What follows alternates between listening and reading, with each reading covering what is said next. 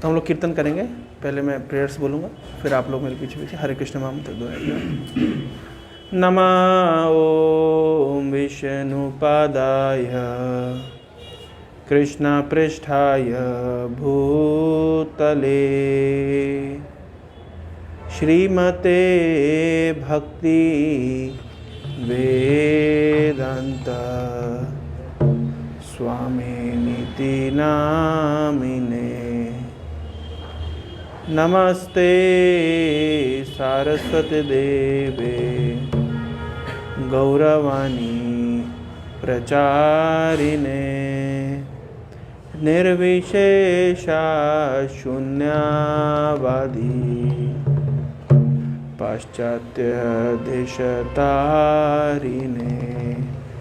जय श्री कृष्ण चैतन्य प्रभु नित्यानंद श्री अद्वैत गदाधर श्रीवासादि गौर भक्तवृंद। जय श्री कृष्ण चैतन्य प्रभु नित्यानंद श्री अद्वैत गदाधर श्रीवासादि गौर भक्तवृंद। इसमें ये जो मैं मंत्र बोल रहा हूँ इसमें लिखा हुआ है, आप लोग शेयर कर सकते हैं। पहले मैं गाऊंगा, जब मैं गाऊंगा तो आप लोग ध्यान से सुनेंगे और फिर आप लोग मेरे पीछे पीछे दोहराएंगे। जय श्री कृष्ण चैतन्य प्रभु नित्यानंद श्री अद्वैत गदाधर श्रीवासादि गौर भक्तवृंद।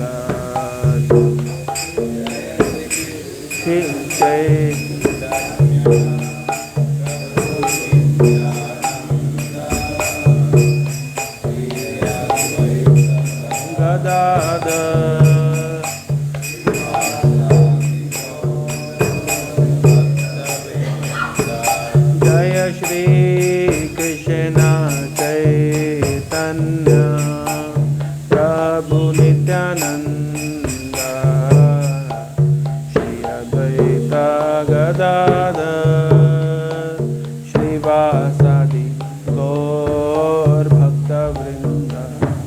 जय श्री कृष्ण चैतन्य प्रभु नित्यानंद श्री अद्वैत गदाधर श्रीवासादि गौर। हरे कृष्ण कृष्ण कृष्ण हरे हरे हरे राम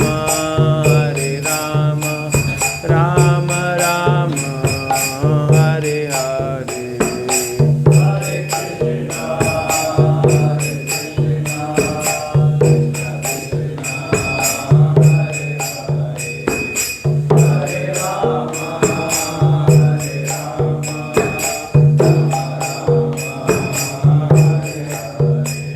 हरे कृष्णा हरे राम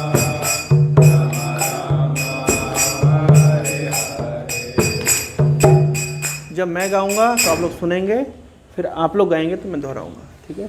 क्यों ऐसा मैं क्यों कह रहा हूँ, क्योंकि मैं बीच में धुन चेंज करूँगा, आई चेंज द ट्यून, तो फिर आप लोग कैच नहीं कर पाएंगे अगर आप मेरे साथ गाएंगे तो, ठीक है। हरे कृष्णा कृष्णा कृष्णा हरे हरे हरे राम राम राम हरे हरे।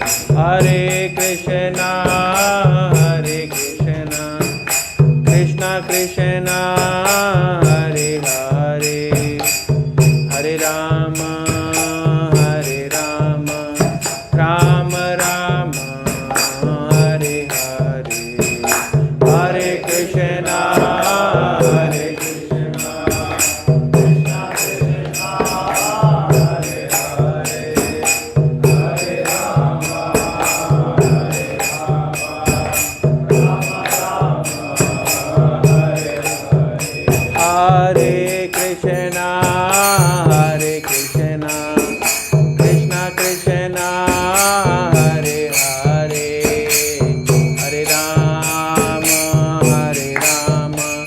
राम राम हरे हरे हरे कृष्णा हरे कृष्णा कृष्णा कृष्णा हरे हरे हरे राम राम राम हरे हरे कृष्णा हरे कृष्णा कृष्णा कृष्णा हरे हरे हरे राम राम राम हरे हरे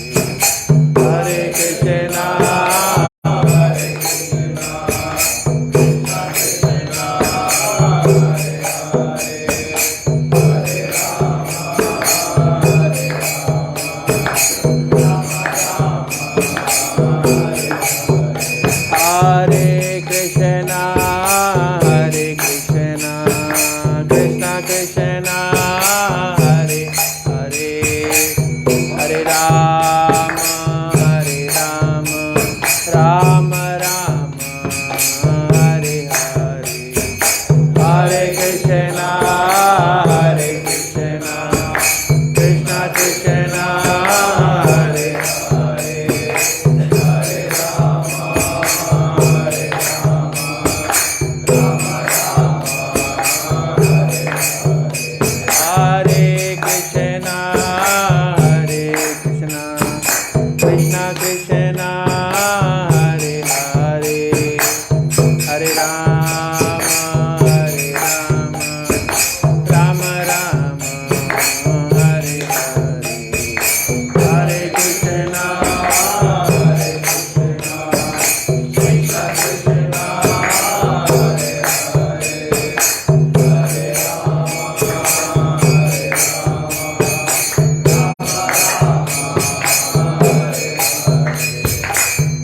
हरे हरे कृष्णा कृष्णा कृष्णा हरे हरे हरे राम राम राम हरे हरे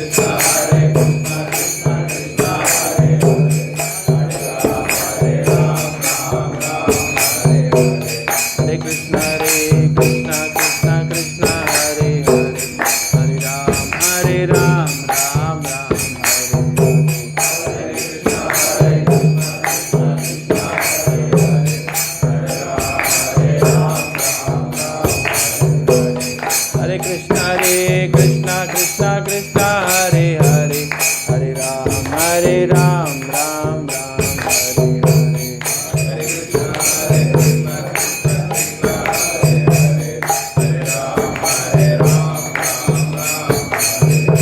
हरे कृष्णा कृष्णा कृष्णा हरे हरे हरे राम हरे कृष्णा कृष्णा कृष्णा हरे हरे हरे राम राम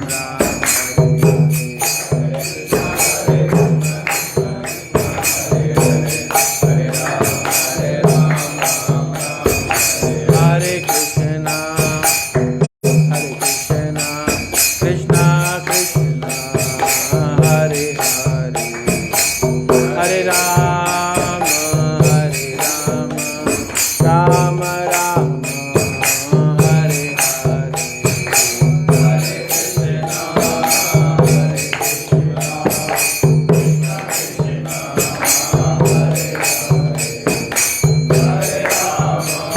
हरे राम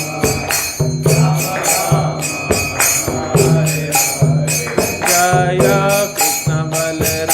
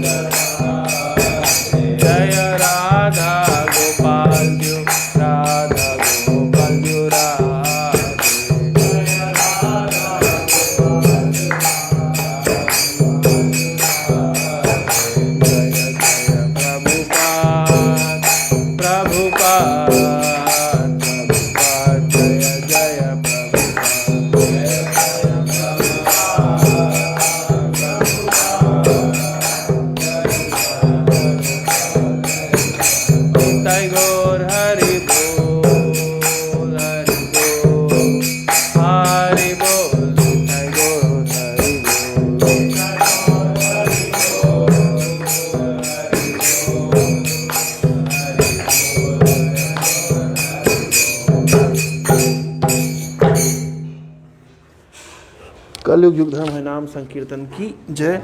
जगत गुरु श्रील प्रभुपाद की जय। करेंगे, आप सब हाथ जोड़िएगा, मेरे साथ साथ बोलिए।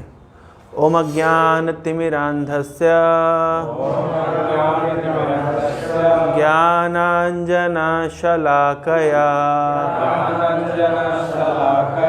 चक्षुरुन्मीलितं येन तस्मै श्रीगुरवे नमः। नमो विष्णुपादाय कृष्णापृष्ठाय भूतले श्रीमते भक्ति वेदांत स्वामिन इति नामिने। नमस्ते सारस्वते देवे गौरवाणी प्रचारिणे निर्विशेषा शून्यवादी पाश्चात्य देशतारिणे। जय श्री कृष्ण चैतन्य प्रभु नित्यानंद श्री अद्वैता गदाधर श्रीवासादि गौर भक्त वृंद। हरे कृष्णा कृष्णा कृष्णा हरे हरे हरे राम राम राम हरे हरे। हरे कृष्णा। आप सभी का हार्दिक स्वागत है आज के इस संध्याकालीन सत्र में। तो हम लोग लास्ट टाइम क्या डिस्कस किया था आप लोगों ने? दिनों से लोग क्या डिस्कस किए थे, किस टॉपिक पर? लास्ट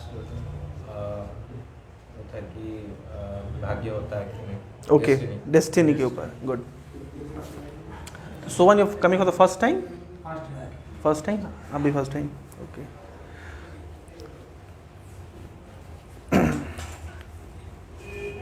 तो आज हम वही चर्चा करेंगे जो हम लोग प्रीवियसली कंटिन्यू कर रहे थे। बहुत सारे, जैसा कि मैं बता रहा था कि there are few basic concepts that we need to understand. कुछ तथ्य हमको समझने की आवश्यकता है, जिसको अगर हम समझ जाते हैं तो भगवत गीता को समझना या शास्त्रों को समझना बहुत सरल हो जाता है।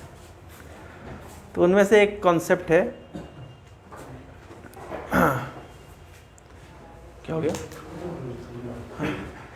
तो उनमें से एक कॉन्सेप्ट है कि if there is only one God then why there are so many religions, है ना? ये क्वेश्चन सबके मन में उठता है कि अगर भगवान एक हैं तो इतने सारे धर्म क्यों हैं? अगर भगवान एक है तो इतने सारे मत क्यों हैं, इतने सारे पंथ क्यों हैं, इतने सारे विभिन्न प्रकार के रिचुअल्स क्यों हैं, है ना? So today I will try to answer this particular question. अगर भगवान एक है तो भगवान तक जाने का एक ही मार्ग होना चाहिए था, हाँ या ना? लेकिन तो इतने सारे क्यों? और प्रॉब्लम इतने सारे धर्मों से नहीं है। प्रॉब्लम है they are fighting amongst themselves. The problem is not that there are so many religions, the problem is they are fighting among themselves. तो ऐसा क्यों? भगवान चाहते तो इतने कॉम्प्लिकेट क्यों करते थे सिचुएशन को? He could have made things simpler. हम कहते हैं Bhagavad Gita is the revealed knowledge. ये भगवत गीता का जो ज्ञान है ये भगवान ने अर्जुन को दिया। वेदों का ज्ञान कहाँ से आया? ब्रह्मा को किसने दिया था? कृष्ण दिया था। हमने लास्ट टाइम बहुत दिन पहले भागवतम में चर्चा किया था। सर्वस्व चाहम यदि सन्निविष्टो मत्ता स्मृतिर ज्ञानम अपोहनम च वेदेश सर्वेर अहम एव विद्यो वेदांतकृत वेदविद एव चाहम। भगवत गीता 15.15 में कृष्ण अर्जुन को कह रहे हैं मैं सभी के हृदय में हूँ और मुझसे ही स्मृति रिमेम्बरेंस, ज्ञान नॉलेज एंड विस्मृति अपोहनम forgetfulness comes from me. Not only this, what more? The purpose of all the Vedas is to know me. Indeed, I am the compiler of the Vedanta. And I am the knower of the Vedanta. कितनी सारी चीज़ें भगवान बोल रहे हैं. I am the compiler, मैंने वेदों का संकलन मैंने किया है. वेद क्या है? मेरे वाक्य, ये मेरे श्वास. ऐसा वेदों में कहा गया है कि वेद भगवान के श्वास से उत्पन्न होते हैं. Origin of Vedas is from breathing of the Lord. भगवान के श्वास से वेदों का प्राकट्य हुआ है. तो वेद अपौरुषेय कहलाते. There is a Sanskrit word called apaurusheya. अपौरुषेय मतलब जो किसी मनुष्य के द्वारा, जिसका ये थोड़ा ऐसा डिस्टर्ब करता रहेगा कि थोड़ी देर के लिए इसको बंद कर देते हैं, जब जरूरत लगे तो चालू कर लेंगे. अपौरुषेय मतलब जो किसी मनुष्य ने इसकी सृष्टि नहीं करी है. कभी कभी लोग से पूछा जाता है वेद क्या है, तो लोग बोलते हैं कि इतिहास या प्राचीन काल के ऋषि मुनियों ने जो ज्ञान दिया वो वेद है ना. नहीं, ज्ञान के स्रोत तो भगवान ही है. God is the source of all knowledge. ऋषियों के माध्यम से वो ज्ञान केवल हम तक पहुंच रहा है. जैसे हमने सुना था कि भगवान ने ज्ञान दिया ब्रह्मा को, ब्रह्मा ने ज्ञान दिया नारद मुनि को, नारद मुनि ने ज्ञान दिया व्यासदेव को. इसी तरीके से विभिन्न स्मृति शब्द सुना है आपने? स्मृति, श्रुति, स्मृति, पुराण आदि, ये सब वेदों के ही अलग अलग सब पार्ट बोल लीजिए इसको. यह स्मृति, श्रुति मतलब जो ज्ञान सुन करके, श्रुति परंपरा में आ रहा था. गुरु सुनाते थे, शिष्य सुनते थे और श्रुतिधर होते थे, सुनने मात्र से याद रखते थे. एक्चुअली ये ज्ञान आपकी कॉलेज की पढ़ाई जितना कॉम्प्लिकेटेड नहीं है. कॉलेज की पढ़ाई का जो ज्ञान होता है ना, वो क्या होता है, उसको दिमाग में रखना पड़ता है. अच्छा, आपको क्या लगता है मैं हर बार जो लेक्चर देने आता हूँ तो क्या रट्टा मार के आ रहा हूँ? नहीं, हम स्वाभाविक रूप से हमारी भक्ति के अंग का पालन कर रहे हैं. हम भगवान के नाम का जप करते हैं, भागवत का अध्ययन करते हैं, कथा श्रवण करते हैं, तो जो भी भक्ति के अंग हम उसको करते हैं. लेकिन जब क्लास देने बैठते हैं तो बहुत सारी चीज़ें बोल पाते हैं, बहुत सारी चीज़ें रिलेट कर पाते हैं. ऐसा नहीं कि रट्टा मार के आए हैं, केवल हमने फिलॉसफी को समझा है और भक्ति के अंगों का पालन कर रहे हैं. तो ये ज्ञान को ऐसा नहीं कि रट के दिमाग में रखना पड़ता है. एग्ज़ाम की रात के एक रात पहले इसको घोट के पीना पड़ता है. सुबह तक बस किसी तरह 3 घंटे के लिए रह जाए, 2 घंटे के लिए रह जाए दिमाग में, क्वेश्चन पेपर तक. और उसके बाद जैसे ही क्वेश्चन पेपर गया, मैं एक सर्वे देख रहा था. एक IITN है, IIT खड़गपुर का एलिमिनी, उसका IIT खड़गपुर, मतलब जब IIT में था तब तो चैनल शुरू किया था. काफ़ी उसके लाखों में, हज़ारों में व्यूज़ हैं. उसका नाम है थरुण स्पीक्स. देखा आप लोगों ने? तो वो IIT के अंदर के वीडियोस बनाता रहता है. तो उसने एक सर्वे किया. उसने कहा ये क्वेश्चन IIT JEE के क्वेश्चन पेपर में आया है, तो जो लोग ऑलरेडी IIT क्रैक करके IIT खड़गपुर में एडमिशन ले लिए, उनसे पूछ रहे भाई करके दिखाओ. नहीं कर पा रहे. बहुत सारे बच्चे नहीं कर पा रहे. कब तक कर पाए? जब तक एग्जाम था. एग्जाम निकाल दिया अभी. तो ये मेटेरियल नॉलेज के साथ ऐसी प्रॉब्लम है. आपको क्या लगता है भाई, जो बहुत परिश्रम करके डॉक्टर बनते हैं, तो डॉक्टर बनने के बाद वो सारा उनको याद रहता है? जितना वो प्रैक्टिस करते हैं उतना ही याद रहता है. उसका उतना भी बहुत बहुत कम याद रहता है एक्चुअली. जो लॉयर प्रैक्टिस करते हैं, जिस सेक्शन में लॉ प्रैक्टिस करते हैं, उतना क्लैट के एग्जाम में उन्होंने क्या किया था, तैयारी को याद रहता है? कुछ याद नहीं रहता. एक्चुअली ये जो एग्जामिनेशन का तरीका है ना, ये काफ़ी मतलब बायस्ड तरीका है. कल एक बच्चा एक्चुअली एलन का, वो मेरे पास आया था. हमारी लाइब्रेरी, भक्ति वेदांता लाइब्रेरी करके हमारी एक लाइब्रेरी है CRPF में. Around 300 students preparing for competitive exams, वो एक साथ एक वेन्यू में बैठ के पढ़ते हैं. तो वहाँ पे हर ब्रांच, हर फील्ड से बच्चे आते हैं. जैसे मेडिकल प्रिपरेशन, JEE की प्रिपरेशन के लिए आ रहे हैं, और CA CPT उसके लिए तैयारी कर रहे हैं. कुछ लोग का MBBS हो गया तो पोस्ट डॉक्टरेट की तैयारी कर रहे हैं, कुछ लोग का इंजीनियरिंग हो गया तो गेट की प्रिपरेशन के लिए आ रहे हैं, some are preparing for banking, SSC, railway, UPSC, OPSC। तो विभिन्न प्रकार के वैरायटी के स्टूडेंट्स से मेरा इंटरेक्शन होता रहता है। तो कल एक बच्चा आया मेरे पास, तो LN में पढ़ाई कर रहा है, तो उसने बोला कि मैंने this is my second drop और many of my friends are already selected. So naturally because many of my friends are already selected, तो एक माइंड में एक थोड़ा सा तो क्या होता है, इनसिक्योरिटी आ ही जाता है, यार मेरा नहीं होगा तो क्या होगा।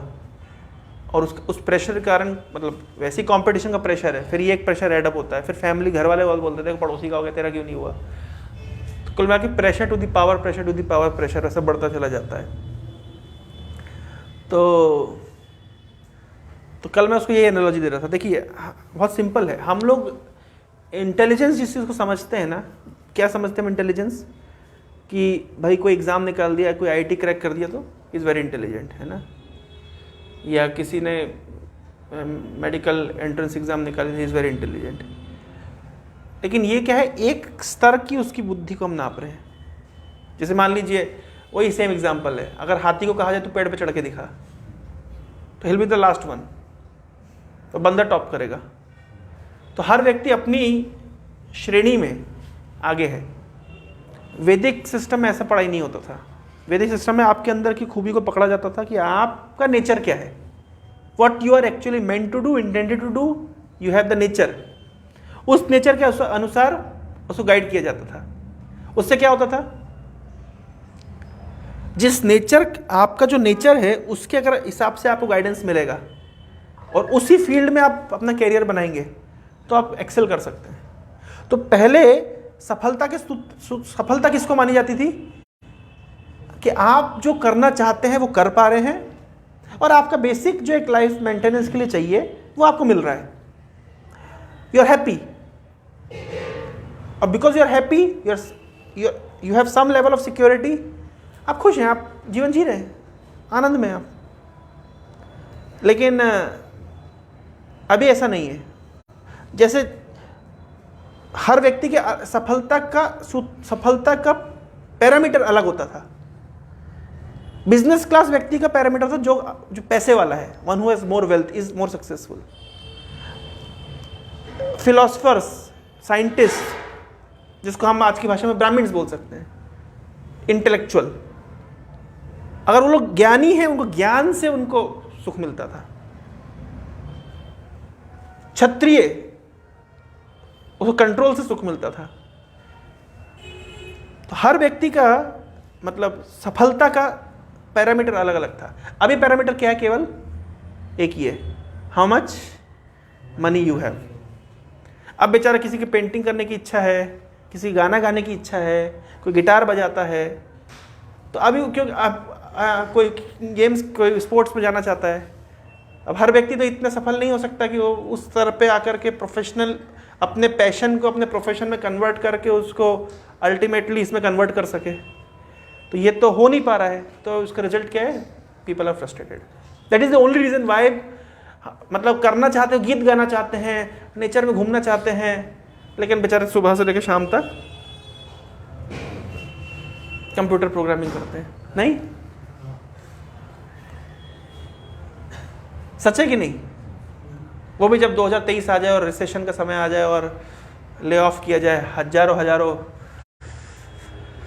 हाँ, कितने लोगों ने आशा लगा कर कंप्यूटर साइंस में एडमिशन लिया है कि जीवन भविष्य यहीं पे है। पता चले 2023 से रिसेशन में कितने लोग का भी आउट करना ऑलरेडी शुरू कर दिया और कितने लोग करते जा रहे हैं, पता नहीं चल रहा है। हाँ, कंपनी निकाल रही है, अभी रिसेशन आ गया है, ऑलरेडी रिसेशन इज रीच्ड। बाकी हैं just because Indian IT company कैसे कमाती है, सॉफ्टवेयर बेच, केवल डॉलर और रुपए का ट्रांजैक्शन में कमाती है। उनके क्लाइंट होते हैं डॉलर वाले, उनको तनख्वाह देनी होती है रुपीज में, तो जो बैलेंस बचता है वो कंपनी कमाती है। अगर वेस्ट में रिसेशन आएगा तो सबसे पहले इंडिया कौन सा सेक्टर इफेक्ट करेगा, आईटी सेक्टर। आईटी सेक्टर हमेशा बूम में रहेगा, नो डाउट, उसकी ज़रूरत है, लेकिन इफेक्ट भी सबसे अधिक आईटी सेक्टर को होगा। उसमें भी एक समस्या है, प्रेशर कैसे होता है, ऐसा नहीं कि आपकी नौकरी लग गई तो आप सेफ हैं। भाई आपकी नौकरी लगी, टीसीएस में नौकरी लगी मानिए आपकी, तो पहले आपको सैलरी कितनी देंगे? 25,000 30,000 यही होगा। फिर हर साल सैलरी बढ़ती जाएगी। मान लीजिए 10 साल के बाद आपकी सैलरी कितनी होगी? 1 लाख रुपए, ठीक है। 10 साल के बाद अगर आपकी सैलरी 1 लाख रुपए है तो आपको काम कितना करना पड़ेगा? भाई आपको काम ज़्यादा करना पड़ेगा ना, 1 लाख के अनुपात में करना पड़ेगा ना, in the proportion of salary that you are getting. इसके लिए 1 लाख का काम करने के लिए आपको स्किल्स भी डेवलप करनी पड़ेगी। अगर आप स्किल्स डेवलप नहीं करेंगे तो क्या होगा? क्यों निकाल देंगे? क्योंकि जो काम आप कर रहे हैं वो फ्रेशर 25,000 रुपये में कर रहा है, तो आपको 1 लाख रुपये तनख्वाह क्यों देगी सर? मतलब कंपनी क्या करेगी? दरवाजा इधर है, अब जा सकते हो हैं। तो इसका मतलब है कॉन्स्टेंटली आपको स्किल डेवलप करनी पड़ेगी। भाई अभी आपकी पढ़ने पढ़ाने की एज है, आप अभी स्किल डेवलप करने के लिए पैशनेट है। आपकी शादी हो जाएगी, 2 बच्चे हो जाएंगे, उसके बाद आपको बोला जाएगा स्किल डेवलप करो नहीं तो फायर है। नोट्स छापना पड़ेगा, स्किल डेवलप करो। समझ रहे हैं आप कितना मुश्किल है? आज हम स्टूडेंट लाइफ में we are passionate to learn, अभी कुछ सीख सकते हैं, लेकिन एक वही चली जाएगी। 35 साल की उम्र में आपको आपको ऑफिस बॉस बोलेगा भाई स्किल डेवलप करो नहीं तो दरवाजा उधर है, क्या करोगे? भाई 22-23 साल में एक अलग बात है, 25 के साल में वही, मतलब 35 की उम्र में वो लर्निंग कैपेसिटी वो नहीं रह जाती, ब्रेन तो फर्टाइल नहीं रह जाता, फिर अलग प्रकार की रिस्पॉन्सिबिलिटी सिर पे होती है। उस समय आईटी सेक्टर का असली चेहरा सामने आता है। अब स्किप कर दी, रिकॉर्डिंग हुआ है, देख लीजिएगा बाद में। मतलब पॉइंट, मतलब जो कहाँ से शुरू किया और कहाँ पहुँच गए, हम कहाँ से इधर पहुँच गए, क्या बता तो कुछ और रहा था लेकिन कुछ और कोई बता दिया। मैं बता रहा था कि वैदिक सिस्टम में एजुकेशन और कैरियर इस तरह से होता था कि आप एजुकेशन में ऐसे नहीं कि सबको सब कुछ पढ़ना है, कि हमसे डिस्क्रीट मैथमेटिक्स, एक सर्कल में लोग कितने तरीके से बैठ सकते हैं। अगर सर्कल में बैठ करके हरे कृष्ण जप रहे होते तो चलिए कोई फायदा होता। सर्कल में लोग कितनी तरीके से बैठ सकते हैं, इसका आंसर बताओ। इससे होगा क्या? इससे देश कौन सा भला होने वाला है?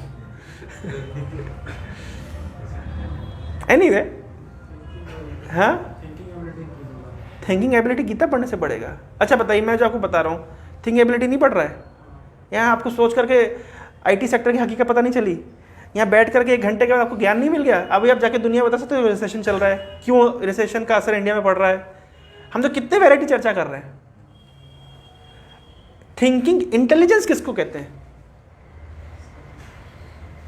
जो एम्स में चला गया और वहां भी टॉपर होकर 3rd ईयर में एक सुसाइड कर लिया, उसको आप इंटेलिजेंट बोलेंगे?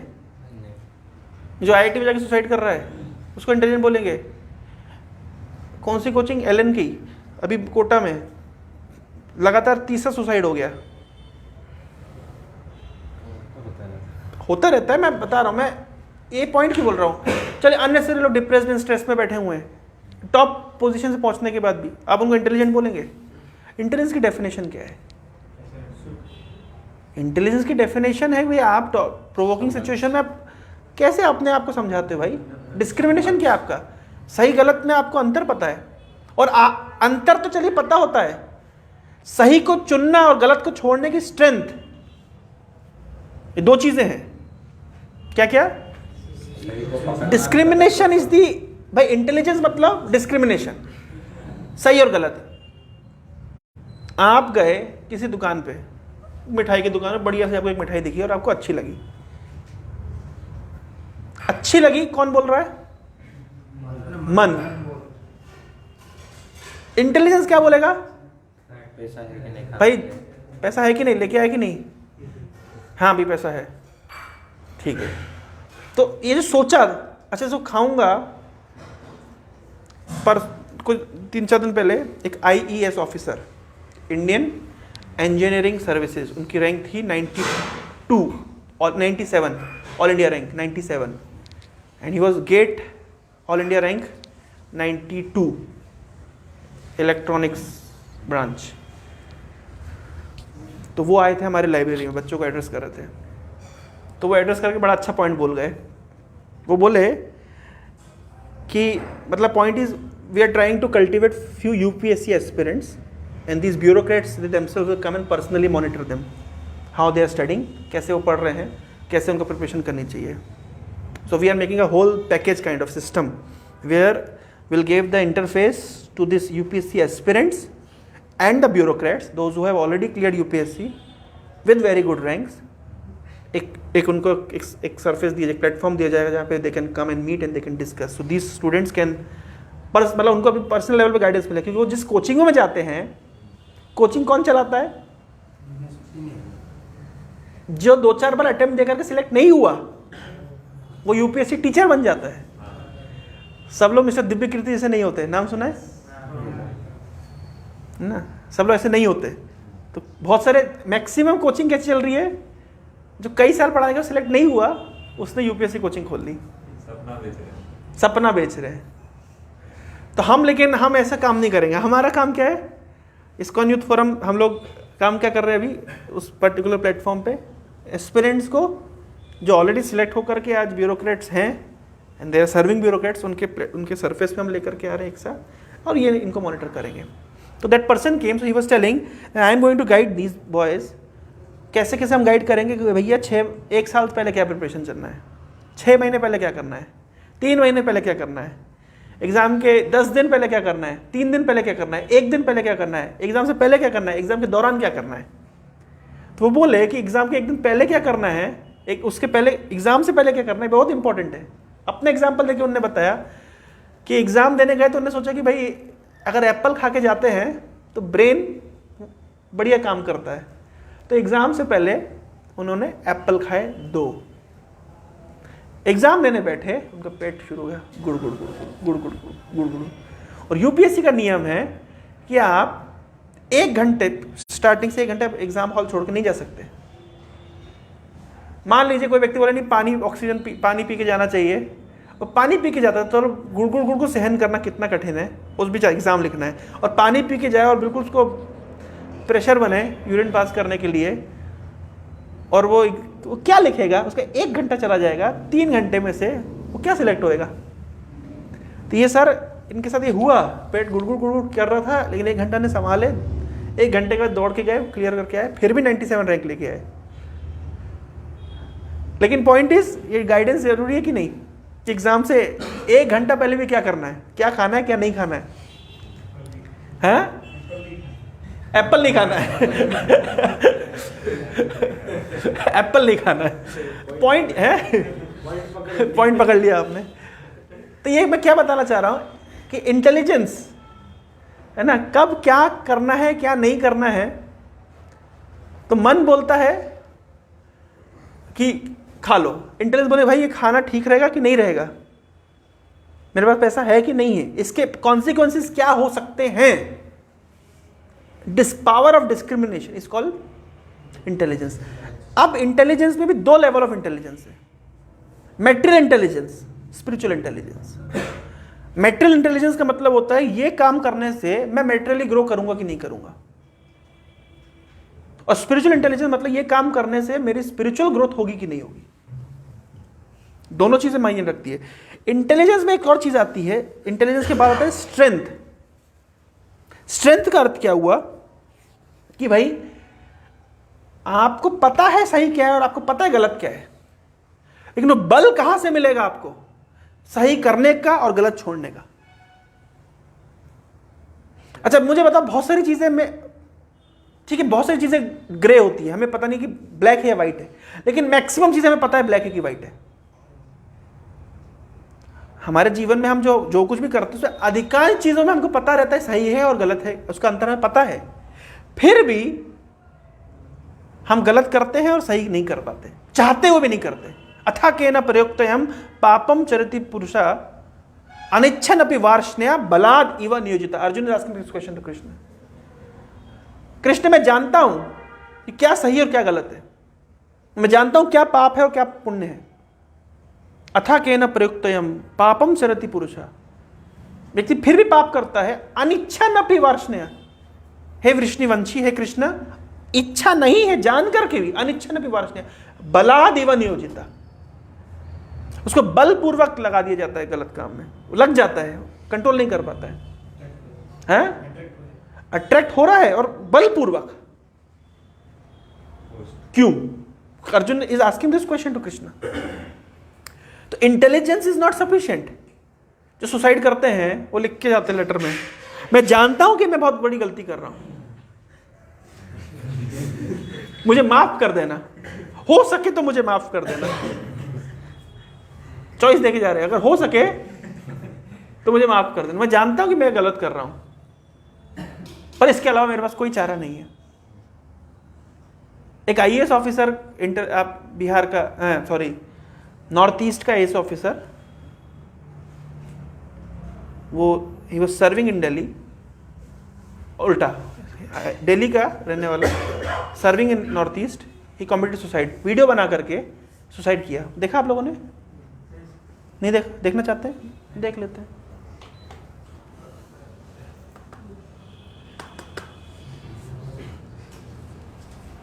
थोड़ा देखो, चालू करो। मैं क्यों बता रहा हूं इंटेलिजेंस क्या है भाई, ये थोड़ा जानना चाहिए ना।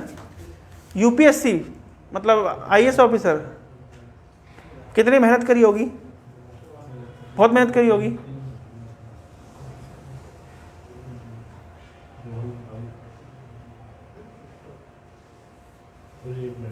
अच्छा ठीक है,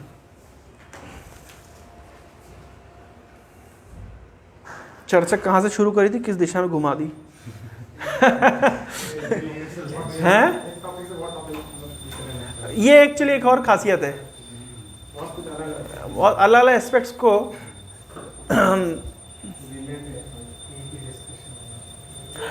एरोप्लेन के बाहर टेम्परेचर कितना होता है जानते हैं?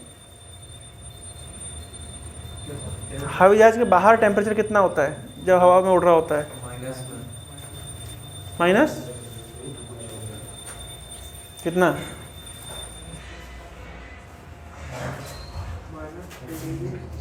हैं? कम से कम -30 -40 डिग्री टेम्परेचर।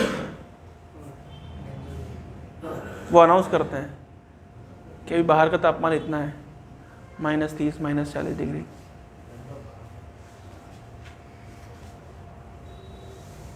अफगानिस्तान से लोग हवाई जहाज को पकड़ करके उड़, सोचे कि हम तालिबान को क्रॉस करके चले जाएंगे।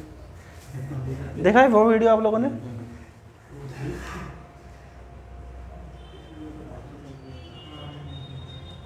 लाइए,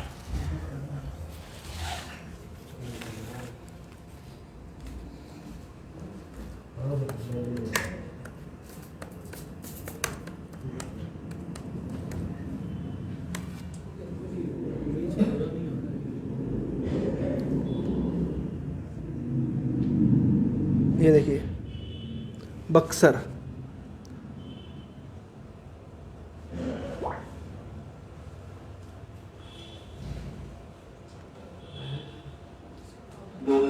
बेस्ट ऑफिसर बिहार कैडर का।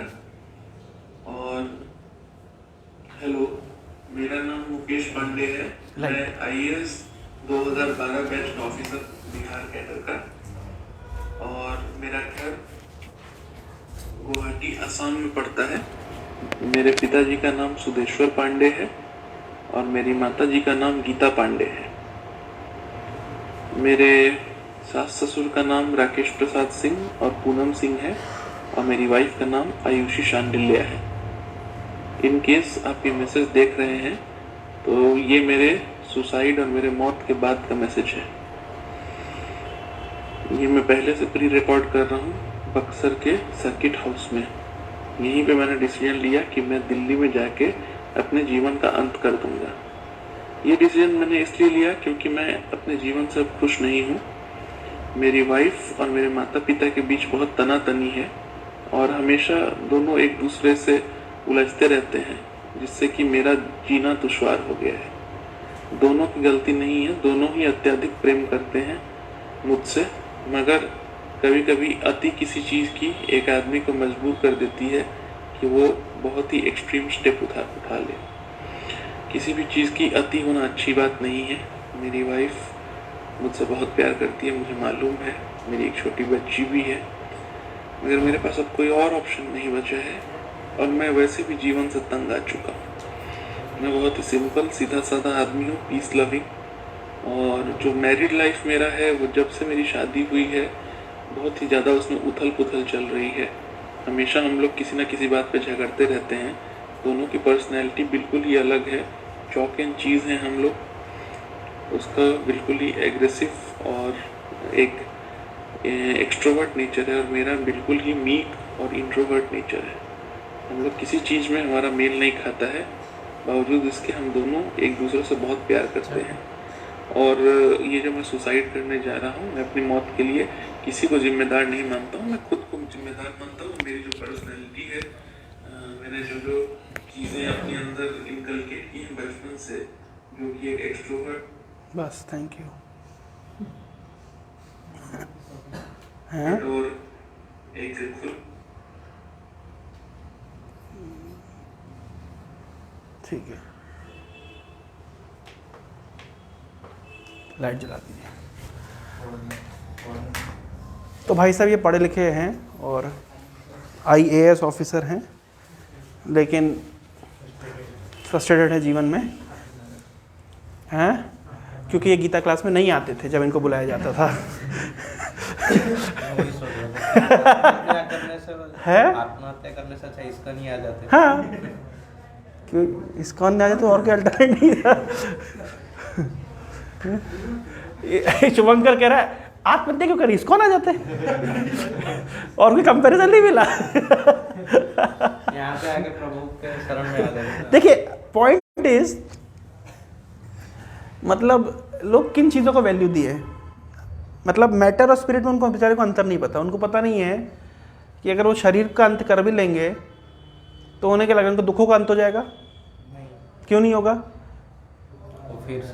फिर दूसरी बॉडी उनको मिलेगी और ये जो दुख भोगना था उनको, कर्मिक रिएक्शन, वो तो रहा ही रहा, एक नया और मिल गया। उनको घोस्टली बॉडी मिलेगी, भूत पिशाच का शरीर मिलेगा, उसमें और कष्ट पाएंगे। ये एक चीज़ कहीं सुना है कि मतलब जो सुसाइड कर लेते हैं उनका जो लाइफ स्पैन है, सुसाइड के बाद भी वो मतलब धरती पे रहते जब तक भूत बनते हैं ना, भूत बनते हैं वो। जब तक पूरा लाइफ स्पैन हाँ। तब वो भटकते रहते हैं। हाँ, जब जिस दिन खत्म होगा उसी दिन वो उसके बाद भी भटकते रहते हैं। उनको मतलब they get a ghostly body. जैसे घोस्ट क्या होता है जानते हैं? भूत क्या होता है? आप लोग मुझे मतलब हैं, आप ये मत बोले कि प्रभु जी टॉपिक आप एक शुरू किए और पहुंचा कहीं और दिए, अब उठ गया तो बता देते हैं। हैं और तृप्त आत्मा सुन के रात को नींद नहीं आएगी। कल मैं, हमारा एक स्टूडेंट है NIT वारंगल में पढ़ रहा है, मैं उसको फ़ोन लगा, मैंने कहा भाई कहाँ हूँ? बोले प्रभु जी मेरे दोस्त मुझे ग्रेवयार्ड लेके जा रहे हैं। मैंने कहा क्या करना है? बोले NIT के बच्चे, उनके पास फन करने के लिए कुछ नहीं है तो ग्रेवयार्ड घूमने जा रहे हैं। मैंने कहा देखना रात को नींद आ जाए।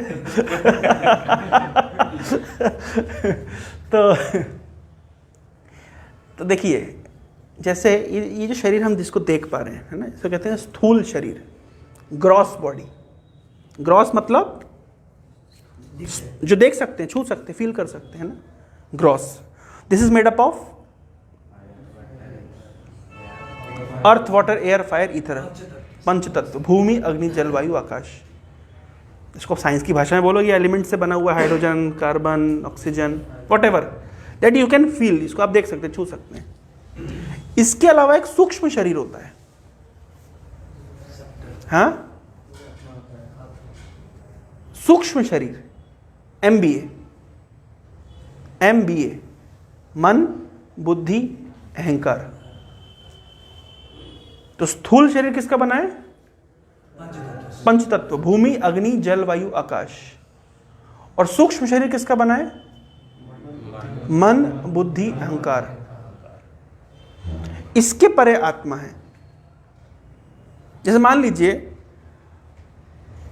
हम हैं, हम अंडरगारमेंट्स पहनते हैं, उसके ऊपर दूसरे कपड़े पहनते हैं, टी-शर्ट पहनते हैं, जीन्स पहनते हैं, व्हाटएवर। तो इस प्रकार से आत्मा के ऊपर क्या है? पहले मन, बुद्धि, अहंकार की कवरिंग है, उसके ऊपर स्थूल शरीर की कवरिंग है। जब मृत्यु होती है तो क्या होता है? तो स्थूल शरीर की मृत्यु हो जाती है, स्थूल शरीर मर जाता है, वहीं रह जाता है। आत्मा मन बुद्धि अहंकार को कैरी करके, या उल्टा बोलिए, मन बुद्धि अहंकार आत्मा को कैरी करके नेक्स्ट स्थूल शरीर में चला जाता है। क्या समझे? जब मृत्यु होती है तो क्या होता है? स्थूल शरीर तो वहीं पड़ा हुआ है, भूमि अग्नि जल वायु आकाश से बना हुआ जो शरीर है वो तो वहीं पड़ा हुआ है, और वहीं पड़ा ही नहीं है। अब भूमि का हिस्सा भूमि ले जाएगी, अग्नि का हिस्सा अग्नि ले जाएगी, जल का हिस्सा जल ले जाएगा। माटी कहे कुम्हार से तू क्या रौंदे मोए, एक दिन ऐसा आएगा मैं रौंदूंगी तोए। एक दोहा है, सुना है बचपन में दोहा? नहीं? हाँ सुना है? माटी कहती है कुम्हार से, कुम्हार मतलब माटी के बर्तन बनाता है, अरे तू क्या मुझे रौंद रहा है, एक दिन ऐसा आएगा मैं रौंदूंगी तोए। तो जब मृत्यु होती है तो क्या होता है? ये जो स्थूल शरीर है ये वहीं रह जाता है और आत्मा दूसरे शरीर में जाती है। लेकिन आत्मा को लेके कौन जाता है? MBA, मन बुद्धि अहंकार, सूक्ष्म शरीर। इसलिए हमारा स्थूल शरीर तो बारंबार चेंज हो रहा है, लेकिन जो मन बुद्धि अहंकार है वो हम कई लाइफ टाइम से कैरी करके लेके आ रहे हैं, इसलिए उसमें इंप्रेशंस रहते हैं। वही इंप्रेशन से हमारे संस्कार, देखो संस्कार मतलब कई तरह के होते हैं। पूर्व जन्म के संस्कार, कुछ लोग अपनी पूर्व जन्म की हैबिट को लेकर के आते हैं। आपने देखा कभी कभी बच्चे, छोटे छोटे बच्चे ऐसे मुस्कुरा रहे हैं, रो रहे हैं, डर रहे हैं, वो क्या फिर अनुभव कर रहे हैं? उन्हें तो ये दुनिया देखी नहीं है, तो उनके मन में क्या चल रहा है? प्रीवियस लाइफ के इंप्रेशंस चल रहे हैं। कुछ लोग फोबियाज लेकर के आते हैं। कोई व्यक्ति छत से गिरा हो, मतलब कोई व्यक्ति बहुत ऊंचाई से नीचे गिरा हो और उसकी मृत्यु हुई हो, तो वो क्या करेगा? डर। तो वो नेक्स्ट जीवन में उसको ऊंचाइयों से डर लगेगा। क्यों? फोबिया। कुछ लोग पानी से डरते हैं। हमारा एक फ्रेंड है, मेरे साथ हम लोग पढ़ते थे, उनका नाम है हेम गौरांग प्रभु, तो वो IIT रुड़की में भी PhD कर रहे हैं। तो उनको पानी से बहुत डर लगता था। अभी भी मतलब वो कभी भी समुद्र के पास जाएं या नदी के पास, दूर से ही देखें, बिल्कुल पास में नहीं जा सकते। क्यों नहीं जा सकते? क्योंकि फोबिया, पानी से डर लगता है। ऐसे हाइड्रोफोबिया सुना है? कुत्ते काटने से होता है, रेबीज। तो उसमें क्या होता है? हर जगह कुत्ता कुत्ता दिखाई देता है आदमी को, पानी देख के डर लगता है, उसमें कुत्ते की छवि दिखती है। अगर बीमारी बढ़ जाती है तो आजकल तो खैर कुत्ता काटा और इंजेक्शन लगा लीजिए, पहले ही सुविधा नहीं थी। रेबीज, फोबिया, हाइड्रोफोबिया, फोबिया मतलब डर। तो हम लोग भी कुछ डर कैरी करके लेके आते हैं प्रीवियस इंप्रेशन, प्रीवियस लाइफ से। तो कहां से कौन कैरी करके ला रहा है? ये स्थूल शरीर तो खत्म हो गया, मन बुद्धि अहंकार सूक्ष्म शरीर कैरी करके ला रहा है। और हम नेक्स्ट किस बॉडी में जाएंगे वो भी कौन डिसाइड करेगा? मन बुद्धि अहंकार। जैसे हमारे मन बुद्धि और अहंकार का खुला हुआ है, जैसे हमारे मन बुद्धि अहंकार का ओरिएंटेशन होगा, उसी के हिसाब से नेक्स्ट बॉडी हम कैरी करेंगे। जैसे भगवद गीता में लिखा गया है, सबको भगवद गीता दे दीजिए, हम अभी वो श्लोक चर्चा करते हैं, आपको मिल जाएगा। यम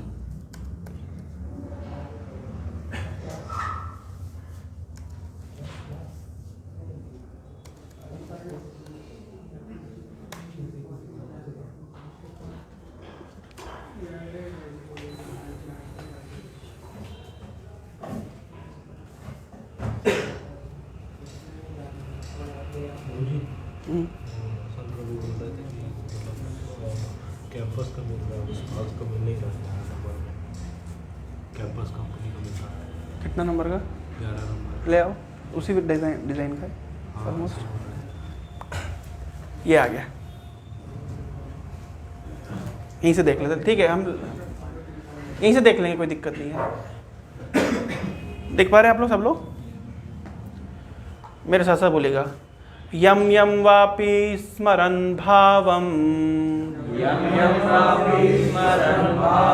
तज्जन्ते कलेवरम्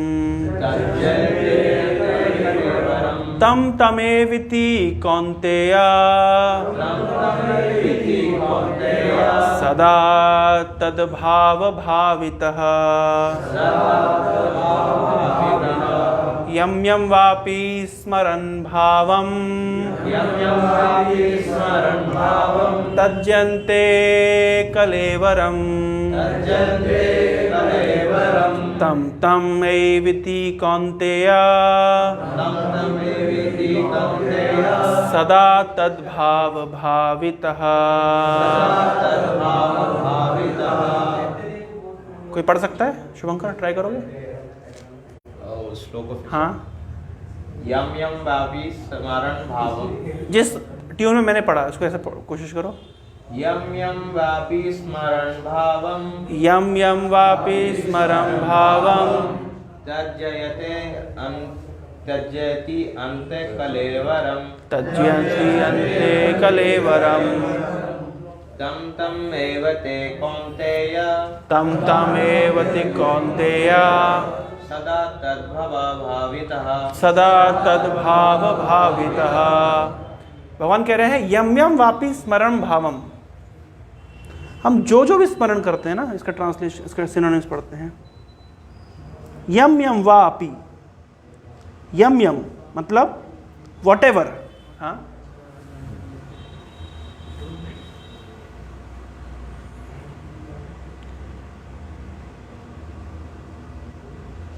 यम यम मतलब व्हाटएवर, वा अपि एट ऑल, स्मरण रिमेंबरिंग, भावम नेचर, त्यजति गिव्स अप, अंते एट द एंड, कलेवरम दिस बॉडी। इस शरीर को छोड़ते छोड़ते जैसी हमारी भावना होती है, हमारी भावना at the time of death, at the time of leaving this body, तम तम एव इति कौन्तेय, ओ सन ऑफ कुंती, उसी तरीके का सदा भव तद्भाव भाविता, सदा तद्भाव भाविता, उसी प्रकार का व्यक्ति शरीर फिर से धारण करता है। Hare Krishna, please. So what Krishna has explained here in this shloka? क्या बोल रहे हैं भगवान इस श्लोक में, क्या बता रहे हैं? जब बॉडी छोड़कर जाती है तो मतलब अपने साथ उस जिस समय while leaving the body जो भावना होती है, जो मनोविचार होता है, उसी के हिसाब से नेक्स्ट बॉडी मिलता है। जैसे उदाहरण के तौर पे बहुत सारे लोग अपने कुत्ते बिल्लियों के नाम पे लाखों करोड़ों रुपए अपनी प्रॉपर्टी को कुत्तों के नाम करके जाते हैं। सुना आप लोगों ने विदेशों में? सुना नहीं आपने? किसी ने अपनी प्रॉपर्टी को बिल्ली के नाम कर दिया, हजारों डॉलर, हजारों मिलियन की प्रॉपर्टी, मतलब मिलियंस ऑफ डॉलर की प्रॉपर्टी को कुत्ते के नाम कर दिया। तो उस अंतकाल में किसका स्मरण कर रहा था? कुत्ते का। तो कृष्ण क्या कह रहे हैं, नेक्स्ट बॉडी कैसी मिलेगी? कुत्ते की। हैं? तो कुत्ता क्या भोगेगा? कुत्ते को प्रॉपर्टी मिल भी जाएगी तो उससे क्या होने वाला है? कहने का तात्पर्य यह है कि जैसी हमारी चेतना होती है शरीर को छोड़ते समय, वैसी हमें नेक्स्ट बॉडी मिलती है। ये भगवद गीता का सिद्धांत है।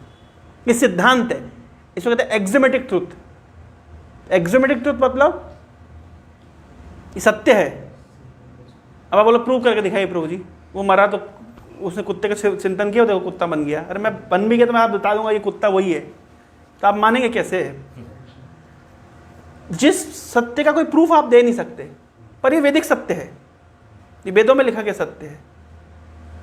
जैसे 1 के बाद 2 आता है, प्रूव करो, करो बेटा प्रूव करो, कर पाओगे? इसको एक्सियम्स कहते हैं। एक्सियम्स मतलब universally accepted truth, truth that you can not prove. I² -1 होता है। 1 के बाद 2 आता है, कन्वेंशन नहीं है, ये मान्यता नहीं है। इसको ऐसा नहीं बोल सकते कि हमने ऐसे मान लिया, ऐसे हमने कन्वेंशन बना लिया जस्ट फॉर सेक ऑफ मतलब अंडरस्टैंडिंग। नहीं, ये है। 1 के बाद 2 है, 2 के बाद 3 है, 3 के बाद 4 है। ये है, ये सत्य है। इसको एक्सियम कहते हैं। पॉइंट की डेफिनेशन क्या होती है? Circle with zero radius. Is called point. ये एक्सियम है, प्रूव करिए। अरे भाई प्रूव क्या करना है? एक्सियम मतलब सत्य, लेकिन आप उसका अगर प्रमाण मांगेंगे तो केवल मूर्खता होगी।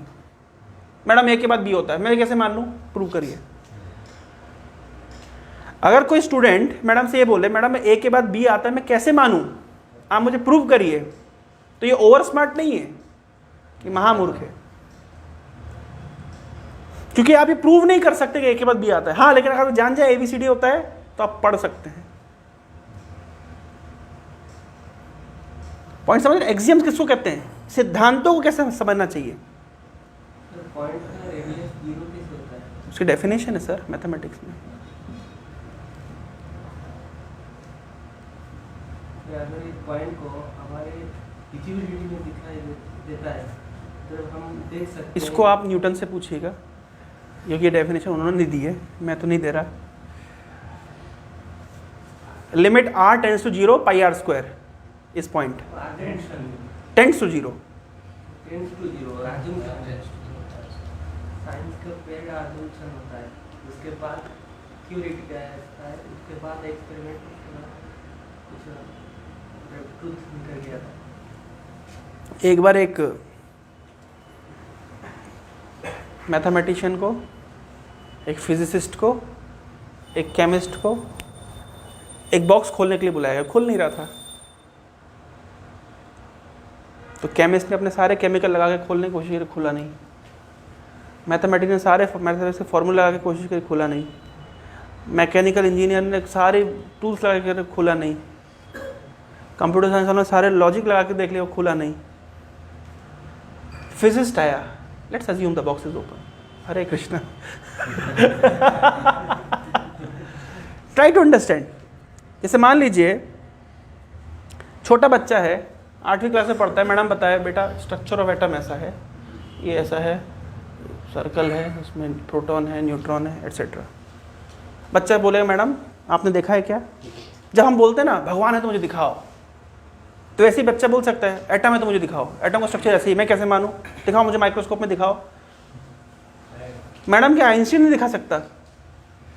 एल्बर्ट आइंस्टीन से आप पूछोगे भाई साहब इलेक्ट्रॉन का स्ट्रक्चर ऐसे, एटम का स्ट्रक्चर ऐसा ही होता है, दिखाइए, वो नहीं दिखा सकता। थ्योरी डीएनए का स्ट्रक्चर डबल हेलिकल स्ट्रक्चर होता है। वॉटसन क्रिक नाम के 2 वैज्ञानिकों ने स्ट्रक्चर हाइपोथेसिस एक थीसिस दी। इस थीसिस के आधार पर उनको नोबेल प्राइज मिला। और इंटरेस्टिंगली उन्होंने भी ये स्ट्रक्चर देखा नहीं है, थीसिस है।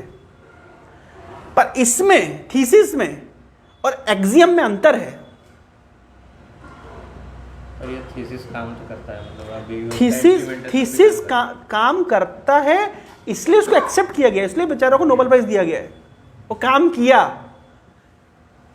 क्योंकि वो डीएनए के स्ट्रक्चर को एक्सप्लेन कर पा रहा था, वो पर्टिकुलर मॉडल, वो बेस पेयर्स के अरेंजमेंट को, एडेनोसिन, साइटोसिन, थाइमिन, ग्वानिन के बेस पेयर्स के अरेंजमेंट को, जेनेटिक म्यूटेशंस को, डीएनए के स्ट्रैंड्स को जीन कहते हैं, जीन ट्रांसक्राइब करता है आरएनए में, राइबोन्यूक्लिक एसिड में। राइबोन्यूक्लिक एसिड माइटोकॉन्ड्रिया के सरफेस के ऊपर प्रोटीन्स बनाता है, प्रोटीन्स एक्सप्रेशन होते हैं। This is the whole system. Because that particular model was able to explain, therefore they got Nobel prize. But अब प्रश्न मुझे, वो दिखता है क्या, वो ऐसा ही है क्या? आप प्रमाण नहीं कर सकते। मीथेन ऐसे ही होता है क्या? 1 ऊपर 4 3 नीचे, CH4 4 नीचे, कि वाटर ऐसे बेंड होता, ऐसा। देखिए आप, ये चीज हाइपोथेसिस है just to for sake of understanding. Benzene में रेजोनेंस होता है, ऐसे बॉन्ड घूमते रहते हैं, but this is for sake of understanding. Hypothesis that best explain our cause is accepted as a philosophy, theory, science. लेकिन मैं एक्सियम्स की बात कर रहा हूँ। 1 होता है, उसके बाद 2 आता है, उसके बाद 3 आता है, एडिशन इसको कहते हैं, सब्ट्रैक्शन इसको कहते हैं, ए के बाद बी आता है, बी के बाद सी आता है, इसको एक्सियोमेटिक ट्रुथ कहते हैं। ये मूलभूत सत्य है। उसी प्रकार से जिस प्रकार से ये मूलभूत सत्य है, वेदों के वाक्य में मूलभूत सत्य है। भगवद गीता की वाणी मूलभूत सत्य है। लेकिन अगर हम उसको क्या बोलते प्री मैच्योरली उसको चैलेंज करेंगे तो केवल रिजल्ट मिलेगा disbelieve and faithlessness. Premature challenge, समझ रहे हैं? जैसे मान लीजिए हिंदी में कहावत है अधभर घघरी छलकत जाए, मतलब जो ज्ञान से भरा पूरा होता है वो ज्यादा नहीं बोलता है। अज्ञानी आदमी ऐसे कैसे बताओ, ऐसा कैसे बताओ, अरे भाई सुनो पहले समझो। 8वीं क्लास में जो मैडम तुमको स्ट्रक्चर ऑफ एटम बता रही है, 12वीं क्लास में तुम खुद एक्सेप्ट करोगे हाँ मैडम ऐसे ही होता है, क्योंकि इससे इस मॉडल से बहुत सारे क्वेश्चन के आंसर सॉल्व हो जाते हैं, चीज़ समझ आती है। तो कुछ चीज़ें हमें बेसिकली, जैसे जब मैडम ABCD बच्चे को A सिखा रही है B सिखा रही है, तो अगर बच्चा उसी समय चैलेंज करने लगे ये मेरे किस काम का, तो वो बहुत प्री मैच्योरली चैलेंज कर रहा है। भाई सब्र करो भाई, सीखो पहले। अगर वो 26 अल्फाबेट बनाना सीख जाए तो लाखों पेज पढ़ सकता है, लाखों किताबें पढ़ सकता है, लेकिन उसको पेशेंस रख के पहले वो अल्फाबेट सीखना पड़ेगा। उसी प्रकार से जिस प्रकार से सामान्य जीवन में हमको बेसिक अल्फाबेट सीखने पड़ते हैं, बेसिक न्यूमेरिकल सीखने पड़ते हैं, उसी प्रकार से आध्यात्मिक जीवन के कुछ सिद्धांत हमको सीखने पड़ते हैं। प्रॉब्लम क्या आती है कि हमारी इतनी साइंटिफिक बुद्धि है, हम हर चीज में चैलेंज करते हैं, दिखाओ भाई। ये देखने दिखाने से बहुत ऊपर की बात हो रही है, ये विज्ञान है एक। तो तो यहां पे एक विज्ञान एक सिद्धांत हमने सुना, क्या सिद्धांत है वो? हाँ, आत्मा शरीर त्यागने के बाद दूसरे शरीर में जाती है। देहिन अस्मिन यथा देहे कौमारम यौवनम जरा तथा देहांतर प्राप्ति। देहांतर प्राप्ति, देह का अंतर होता है, ये सिद्धांत है। वसाम से जीर्णानि यथा विहाय। चलिए इस श्लोक को भी चर्चा करते हैं। ये जो जगन्नाथ का है, क्या है? मानसा से जीर्णानि यथा विहाय नवानि कृणानि। हाँ, जगन्नाथ क्या है इसमें? जो नवकलेवर के टाइम में होता है कि एक बस, मतलब जैसा हम लोग अपने कपड़े उतारते रहते हैं वैसे। हाँ, लेकिन ये जगन्नाथ के ऊपर लागू नहीं होता है, हमारे ऊपर लागू होता है।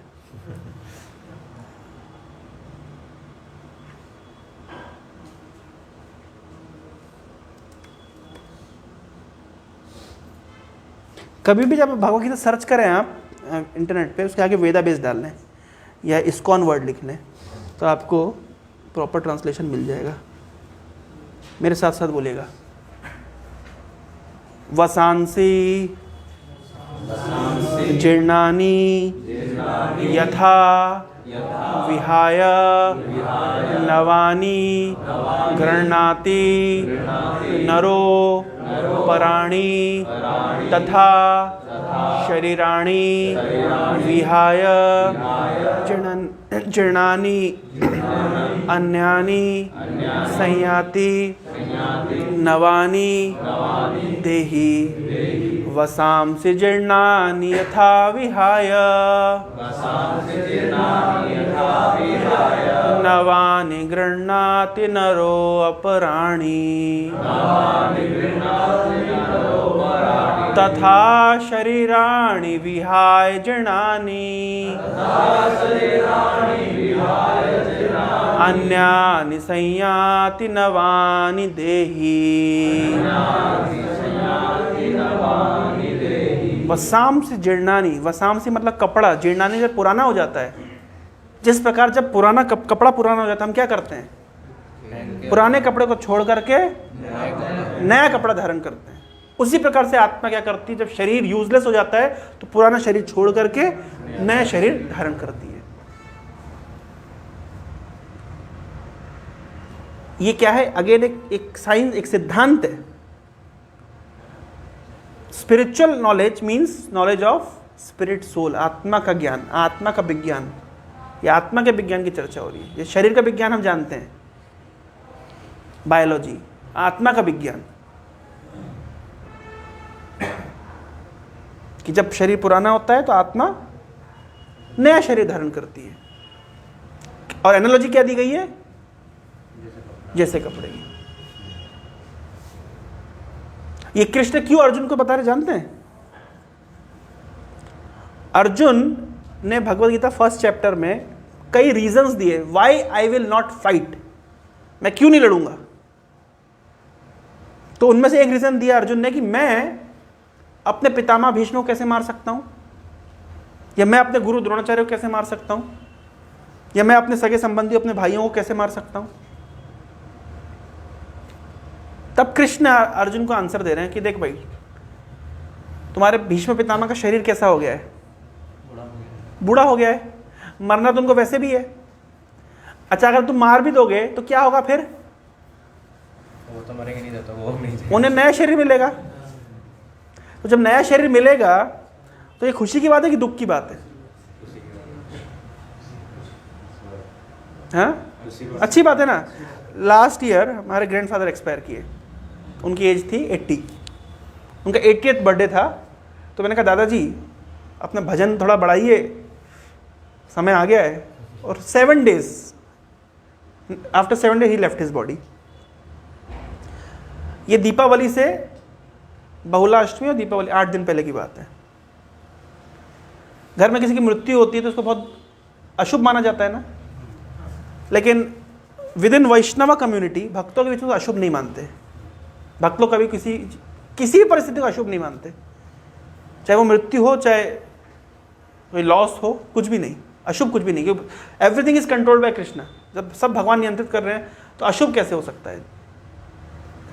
तो मैं जब रिलेटिव्स को इस तरह, कुछ रिलेटिव्स आते हैं, कुछ जेन्युइनली दुखी होते हैं और मोस्टली नाटक 80 साल का व्यक्ति देखो वैसे ही जाना था, आज नहीं तो कल। अगर वो जाएंगे तो उन्हें नेक्स्ट बॉडी मिलेगा, यस और नो।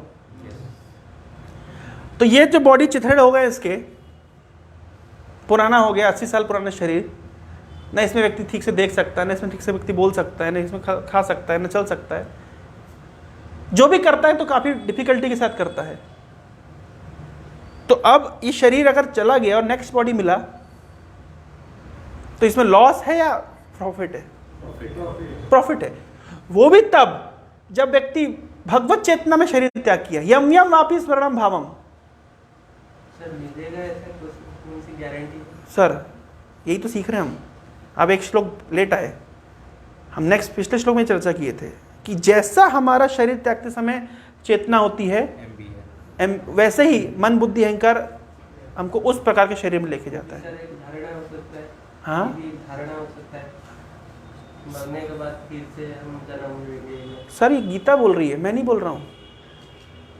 लेकिन जो लिबरेट हो जाते हैं that is another question. What happens after liberation is another question. This is a general question.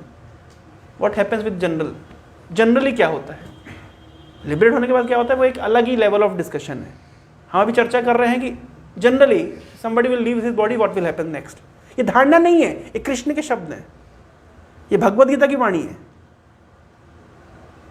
ये हमने I started my class with the word this is अपौरुषेय, this is not written by any human being, this knowledge is not our concoction।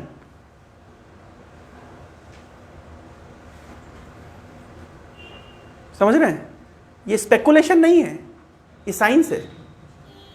इसी शरीर में देखिए, आप जब छोटे बच्चे थे बड़ी शरारत करते थे, इतने छोटे से वो शरीर कहाँ है?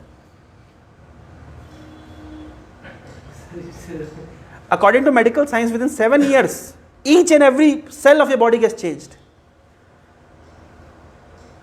मेडिकल साइंस के अनुसार भाई, आप एक ये लैपटॉप है, आपने इसका मॉनिटर बदल दिया, इसका प्रोसेसर बदल दिया, इसका हार्ड डिस्क बदल दिया, इसका कीबोर्ड बदल दिया, इसका ये बदल दिया, वो बदल दिया। लास्ट में पूछूंगा ये नया लैपटॉप है कि पुराना है? सब कुछ बदल दिया आपने।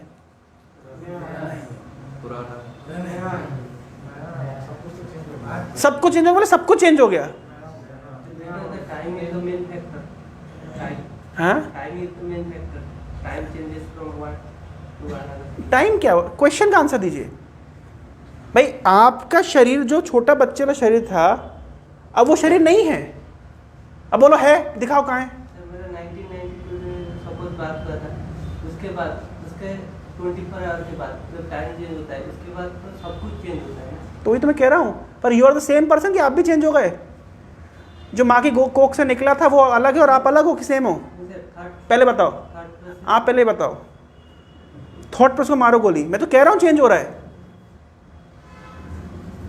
क्वेश्चन थोड़ा इंटेलिजेंट तरीके से करना चाहिए। भाई आप मेरे को बात का जवाब दो, आपका नाम है थोड़ा सा, सॉरी, सुमित। जो माँ के गर्भ से बाहर निकला था सुमित, वो तुम ही हो या कोई और था? सेम क्या चेंज हो गए? Are you the same person और अ डिफरेंट पर्सन? अरे आज से 50 साल बाद भी आपसे मिलूंगा, आप किसी बड़ी कंपनी के बड़े सीईओ होंगे, मैं बोला अरे सुमित हो, you are the same person who used to come in my class. Within 50 years, everything is changed. Your thought process has changed, your dress up has changed, your visible characteristics have changed, your mindset have changed, your cells have changed. But still I'll say you are the same person. So what is changing and what is not changing? The body is changing, the soul remains same. स्थूल शरीर is changing and सूक्ष्म शरीर में भी constantly changes हो रहे हैं। Changes in the sense हर चीज चेंज हो रहा है ना, इवॉल्व हो रहा है, डिवॉल्व हो रहा है, डिसॉल्व हो रहा है, कुछ भी हो रहा है, सेम नहीं है। लेकिन सेम क्या है? सेम क्या है? सोल। मर जाते हैं तो वही बोलते हैं ना कि हम मर जाते हैं बोलते हैं he passed away, he went away. So who passed away? Who went away? And who is staying there? Difficult to understand? Easy to understand? क्या लग रहा है आपको? मैं तो जब तक फील नहीं करता है तब तक मैं जानता हूँ कुछ है। अब रेडियो वेव फील करते हैं, एक्सरे फील करते हैं, इलेक्ट्रॉन होता है मानते हैं, इलेक्ट्रॉन होता है मानते हैं, देखा है आपने? नहीं सर, एक्चुअली क्या होता है, कैसे मानते हैं? अभी तक जितना डेवलप हुआ है, अभी तक साइंटिस्ट जब तक मतलब मैग्निफिकेशन के तरीके से हम देख सकते हैं। अगर देखने की बात करें, हमारा जो विजिबिलिटी है, अगर उस हिसाब से हम देखने की बात करें तो 10 का हाईएस्ट मॉडिफिकेशन इज 10। सर एक मिनट, इनको बेसिक पहले डिवाइस जो हम ऑलरेडी चर्चा कर चुके हैं, यू कैन एक्सप्लेन देम, है ना, क्योंकि already this things we have discussed in previous sessions. आप खुद आए हैं या कोई पकड़ के लाया गया है? हाँ, तुम जबरदस्ती उनको बिठा दिए? हाँ, इसलिए एक्चुअली एक बात ध्यान रखना चाहिए सॉरी, फैक्ट इज, है ना, पकड़ के अगर जबरदस्ती लाए हो तो इज चैलेंजिंग, है ना, he has not come to learn. अब जबरदस्ती पकड़ के लाए तो he has come to prove you wrong. The way to get knowledge is तद विद्धि प्रणिपातेन परिप्रश्नेन सेव्य, सरेंडर। जैसे मान लीजिए मैं आपको बता रहा हूँ, मैं एक पॉइंट, मैं आपके माध्यम से सबको एक शिक्षा दे रहा हूँ। भाई भोजन की वैल्यू उसको होगी, किसको होगी? उसको भूख है, समझ रहे हैं? ज्ञान उसको चाहिए जिसके अंदर एक भूख है, जिसका पेट भरा हुआ है, उसको जबरदस्ती आप 56 भोग भी देंगे। क्या बन रहा है वैसे आज? पूड़ी बन रही है, श्योर, पूड़ी है, छोले हैं, पुलाव है, फ्राइड राइस है, पकोड़े हैं। भूख लग रही है? फील आ रहा है? अगर आपको भूख नहीं है, आपके सामने विभिन्न प्रकार के व्यंजन भी रख दिए जाएंगे, विल नॉट रियलाइज इट। मतलब हम लोग भी बाहर खाने गए थे तो हम लोग को सब सेम लग रहा था। एक बंदा बोल रहा है कि उस दिन से खाया था, आज ऐसा नहीं लगा, क्योंकि उस दिन क्या होता है कि हम सुबह से नहीं खाए। हाँ, तो अपॉइंट समझ रहे, उसी जिस प्रकार से भोजन की भूख होती है, ज्ञान की एक भूख होती है। जिसकी भूख होती है वो अगर आके सुनेगा तो उसके कान तृप्त होंगे। उसको भूख नहीं है, वो नुक्स निकालेगा। भूख जिसको लगी होगी उसको सूखी रोटी चने के साथ भी दे दोगे, बेचारा खा लेगा प्रेम से। और उसको भूख, पेट भरा होगा, उसको पनीर की सब्जी भी दोगे तो अरे ये क्या है, मज़ा नहीं आया। What is important here? भूख। First create the hunger, then try to feed them. तो वो आए थे बेचारे रूम देखने के लिए, तुमको रूम दिखाने के चक्कर में आप लोगों ने बिठा दिया गीता क्लास में और फ्रस्ट्रेट कर दिया। सॉरी, उन लोग की गलती है। नहीं नहीं नहीं, मैं बता रहा हूं, तद विद्धि प्रणिपातेन। ज्ञान कैसे प्राप्त होता है? कैसे प्राप्त होता है? फर्स्ट लेवल इज सरेंडर, प्रणिपातेन। चैलेंजिंग मोड से हम कभी ज्ञान प्राप्त नहीं कर सकते। जब हम कुछ ज्ञान प्राप्त करने के लिए अगर चैलेंज करेंगे तो हम कभी ये पेनिट्रेट नहीं करेगा। भगवद गीता का ज्ञान अर्जुन ने कृष्ण के साथ बहुत आर्ग्यूमेंट किया। Bhagavad Gita 2nd chapter 6 number श्लोक तक आप देखिए, Arjun is constantly arguing.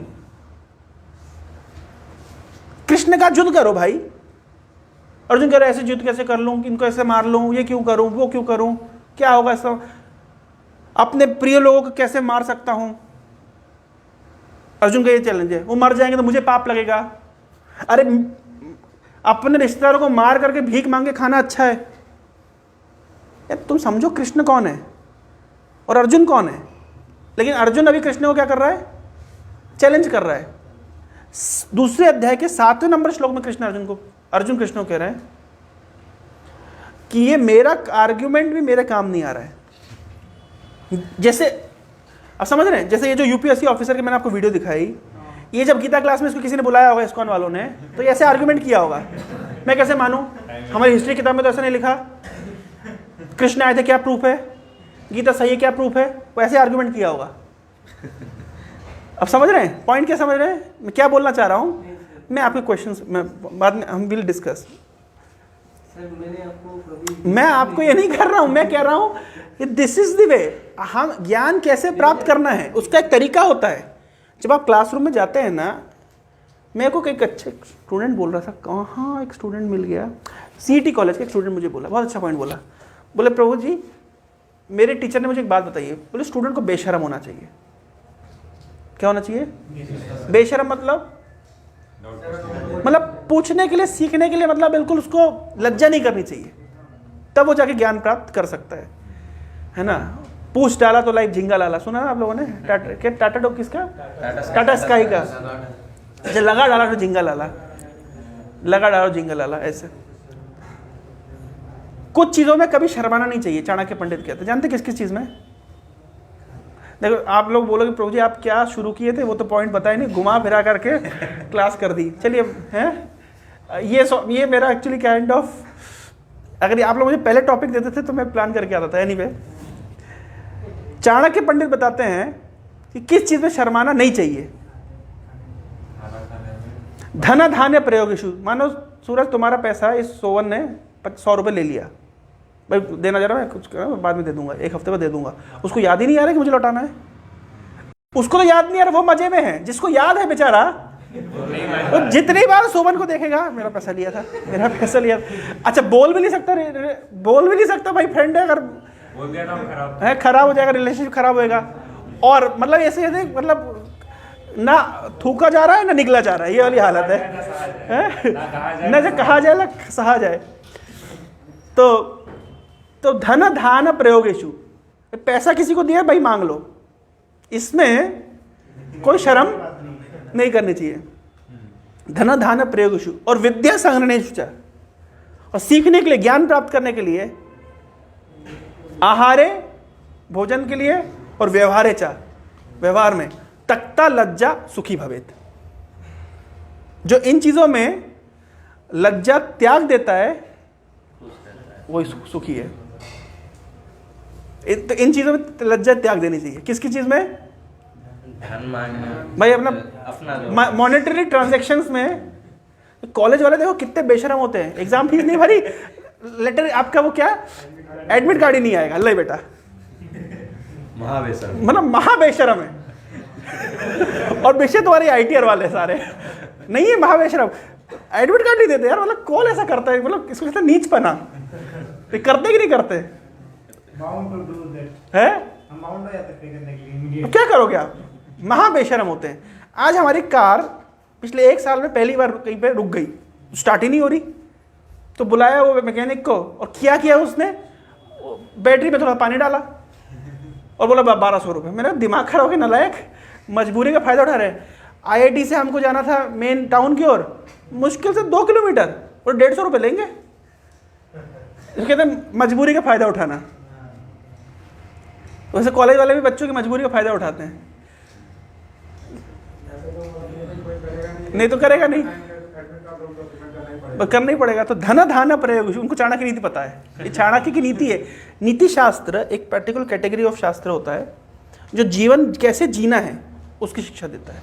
Bhagavad Gita हाँ, जीवन क्या है इसकी शिक्षा देता है। जीवन के, इस जीवन के परे क्या है इसकी शिक्षा देता है। नीति शास्त्र जैसे शुक्र नीति आती है, शुक्राचार्य की नीति, चाणक्य की नीति, विदुर नीति, ये सब नीति शास्त्र है। ये जानना चाहिए, ये आदमी को विजडम देते हैं। विजडम मतलब किस सिचुएशन में कैसे व्यवहार करना है, इससे इंटेलिजेंस लेवल बहुत बढ़ता है। भाई व्यवहार आप सीख जाते हो। आपको क्या लग रहा है दुनिया में जितने सफल लोग हैं वो कहाँ सफल हुए, उन्हें व्यवहार करना आता है। चाणक्य की नीति में ऐसे, आप में से पढ़ी किसी ने चाणक्य की नीति? ये इधर से जो रेलवे स्टेशन के स्टॉल से पकड़ खरीद के मत पढ़िएगा, उसको एक ऑथेंटिक सोर्स में आपको बता दूंगा। चाणक्य नीति इतनी सुंदर है। शुक्र नीति, कहाँ कहाँ झूठ बोल सकते हैं। अलग ही पसंद है वो। शुक्र नीति, शुक्राचार्य नाम सुना है? असुरों के गुरु थे। इनकी नीति भगवान कृष्ण भी फॉलो करते थे। महाभारत में जो बहुत नीति फॉलो करी है शुक्र नीति। शुक्र नीति में लिखा है कहाँ कहाँ झूठ बोल सकते हैं, कहाँ कहाँ झूठ बोल सकते हैं। किसी की जान बचाने के लिए झूठ बोल सकते हैं। अगर सच बोलेंगे उसको हार्ट अटैक आ जाए, मर जाएगा, तो बेटा झूठ बोल दो भाई। इसलिए नहीं बोलते, कोई मर गया है तो उसको नहीं बोलते कि भैया मर गया तुम आ जाना, काफ़ी सीरियस है, तुम जल्दी आ जाओ। अगर बोलेंगे मैं निपट गया वो, तो ये तो आदमी यही निपट जाएगा। तो ऐसे नहीं बोलेंगे कि निपट गया, बोले काफ़ी सीरियस तुम आ जाओ, इस तरह बोला जाता है। झूठ बोल किसी की जान बचाने के लिए। कोई कसाई है, गाय उधर भाग के गई, आपसे पूछा भाई कहाँ गई, आप झूठ बोलते इधर गई है। किसी की जान बचाने के लिए अगर आप झूठ बोलते हैं तो वो झूठ चलेगा। और पता है क्या झूठ बोल सकते हैं? शादी के लिए। हाँ, लिखा गया है शुक्र नीति में, शादी नहीं हो रही है। क्यों नहीं हो रही भाई? कम कमाता है। कितना है? 30,000 तनख्वाह है, वो 50 है। इतना चलता है। ये शुक्राचार्य बोल रहे हैं। जान बचाने के लिए, खुद की जान बचाने के लिए झूठ बोल सकते हैं आप कि अगर जहाँ झूठ बोलने से असाइनमेंट क्यों नहीं लिखा, अब जान बचानी है। मैडम है तबीयत खराब थी, नानी चली गई, कुछ भी झूठ बना सकते हैं। कितनी नानियां मार चुके और कितनी दादियां मार चुके जान बचाने के लिए अपनी। शुक्राचार्य कहते चलता है। इसे कहते हैं नीति शास्त्र। तो हम लोग कभी नीति शास्त्र के सेमिनार करेंगे, है ना। 2-3 क्लास केवल नीति शास्त्र के श्लोकों को पढ़ेंगे। मजेदार चीज़ है। ऐसी ऐसी चीज़ें गप मिलेंगे आपको, लेकिन शिक्षा इतनी अच्छी मिलेगी। ऐसे कहा गया है कि किसके लिए क्या शत्रु है। बोले ऋण करता पिता शत्रु। भाई जिस बाप ने ऋण लिया हो वो लड़के का सबसे बड़ा शत्रु है। कुछ लोग होते हैं ना, ऋण ले लेते हैं, 40-50 लाख का ऋण है और मर गए, तो ऋण चुकाना किसको पड़ेगा? भाई उसकी प्रॉपर्टी कॉन्फिस्केट करके सरकार ले जाएगी कि बैंक ले जाएगा, तो परिवार तो रोड पे आ जाएगा। तो ऋण करता पिता शत्रु। और सुंदर पत्नी पति का शत्रु है। क्यों हैं? बाकी क्योंकि तुम जाओगे दूसरे ऑफिस में और बीवी जाएगी दूसरे ऑफिस में। तुम दूसरे को बीवी की ताकोगे, दूसरे तुम्हारी बीवी को ताकेंगे। ऐसा नहीं होता है। इसे नीति शास्त्रों में लिखा गया। कितनी प्रैक्टिकल बातें लिखी गई है, आप देखिए। अच्छा, हो नहीं रहा है। उस जमाने में लिखा गया है जिस जमाने में इसको कोई नोटिस नहीं किया होगा। आपको पता है चाणक्य पंडित को ये जो कौन सी हम आज वो वीडियो कल जो एथो लाइफ देखा तुम लोगों ने? वीडियो तुम लोग नहीं देखे? हर ग्रुप में छोड़ा मैंने। आर्टिफिशियल वूम में कैसे चाइल्ड को डेवलप करते हैं, हैं? नहीं, अरे बच्चों तुम लोग कहाँ हो यार?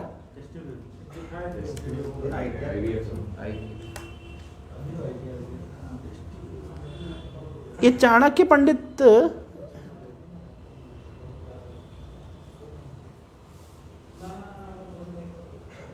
अरे क्या गया?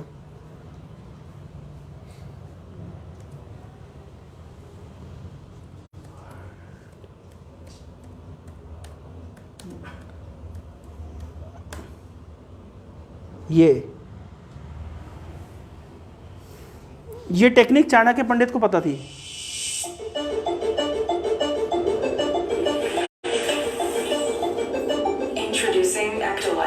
Ectolife. Artificial womb facility powered entirely by renewable energy. Ectolife allows infertile couple to conceive a baby and become the true biological parents of their own offspring.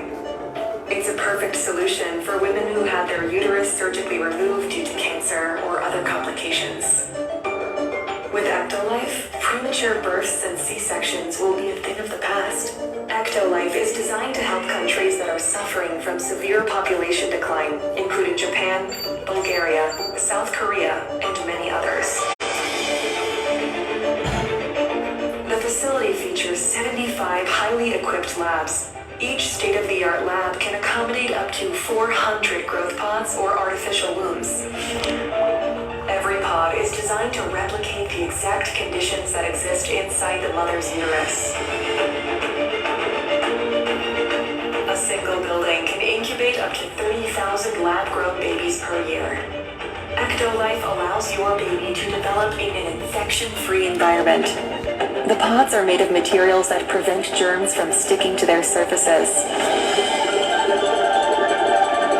Every growth pod features sensors that can monitor your baby's vital signs, including heartbeat, temperature, blood pressure, breathing rate, and oxygen saturation. The artificial intelligence-based system also monitors the physical features of your baby and reports any potential genetic abnormalities.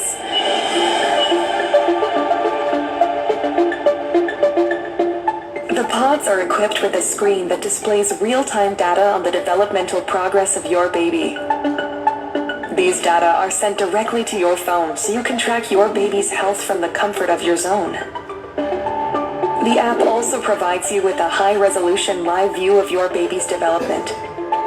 A special section in the app allows you to watch a time-lapse of your baby's growth and share it directly with your loved ones.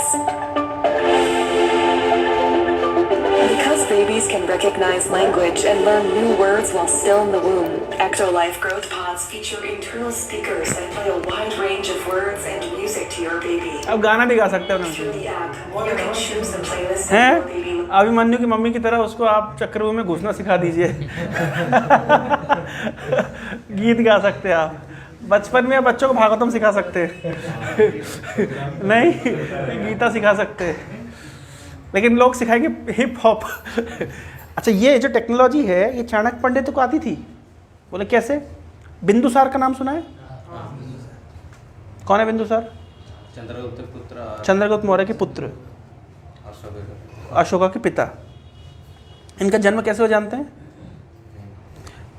Chanakya Chandragupta के खाने में जहर मिलाते थे, थोड़ा थोड़ा। क्यों? ताकि he will become immune to poison. जैसे हमारे लाल बहादुर शास्त्री जी हार्ट अटैक से मरे। कैसे मरे? पॉइजन से, उनको जहर दिया गया। लेकिन चाणक्य जानते थे कि राजनीति में चलता है कब कौन किसी खाने में जहर मिला दे। तो चंद्रगुप्त के खाने में चाणक्य खुद जहर मिलाते थे, थोड़ा थोड़ा। और वो हर समय, हर दिन जहर की क्वांटिटी कुछ मिलीग्राम से बढ़ाते जाते थे। इतना एक समय आ गया कि चंद्रगुप्त खाना एक्चुअली इतना पॉइजनस था कि वो अगर कोई बड़ा पॉइजन भी खा जाए तो इनको असर नहीं करेगा। लेकिन इनकी वाइफ ने एक दिन क्या किया, व्हेन शी वाज प्रेग्नेंट, तो वो गलती से चंद्रगुप्त का प्लेट से खा लिया। और खाते ही क्या हुआ,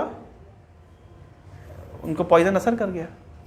तब चाणक्य ने, अब भाई ऑप्शन तो कुछ नहीं है, तो मरेगी निश्चित रूप से।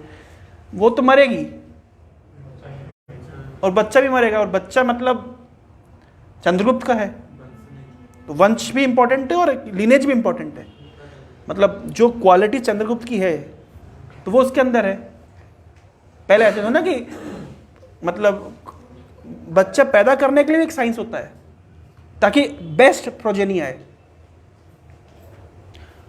तो चाणक्य ने चंद्रगुप्त की पत्नी को वूम्ब को चीर करके उस बच्चे को बाहर निकाला।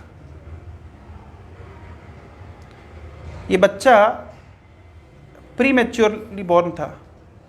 तो उस जमाने कौन सी उनके पास टेक्नोलॉजी थी, वो हर दिन एक गोट काटते थे और गोट के वूम्ब में उसको प्लेस करते थे, ऐसा जब तक कि वो बच्चा पर्टिकुलरली 9 मंथ्स उसका मैच्योरिटी पीरियड नहीं आ गया।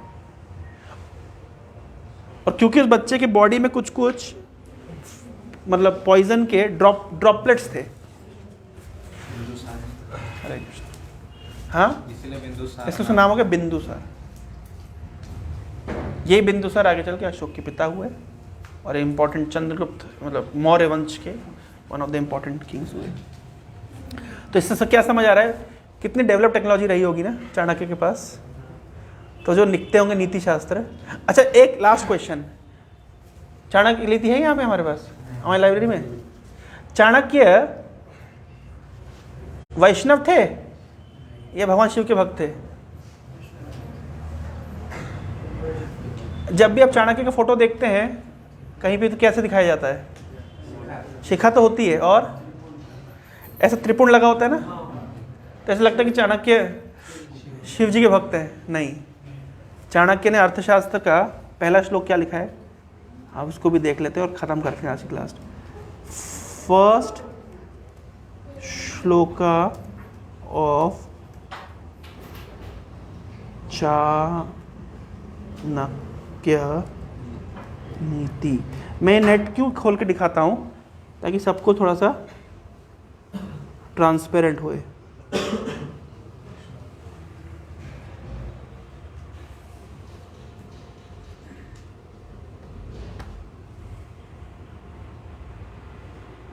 पहला श्लोक खोलना है, प्रणम्य।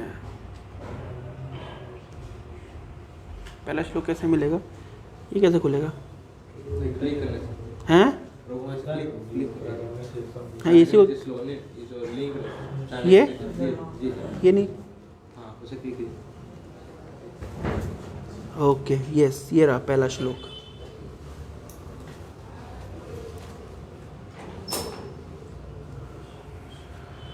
प्रणम्य शिरसा विष्णुं त्रैलोक्याधिपतिं प्रभुं नानाशास्त्रोद्धृतं वक्षे राजनीति समुच्चयम्।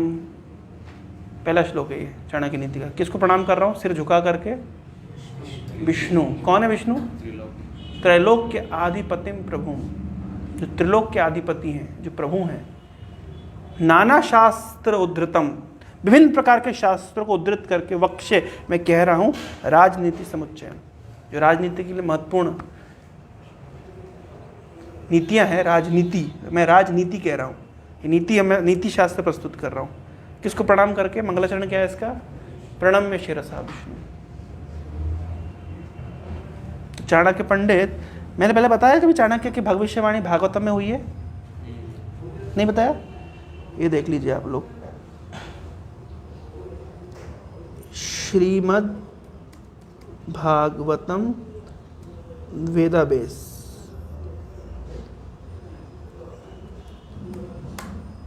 ये इस्कॉन की साइट है एक्चुअली, वेदाबेस। श्रीमद् भागवतम खोला हमने, इसमें 12 स्कंद होते हैं, जिसके 12वें स्कंद को हम जा रहे हैं।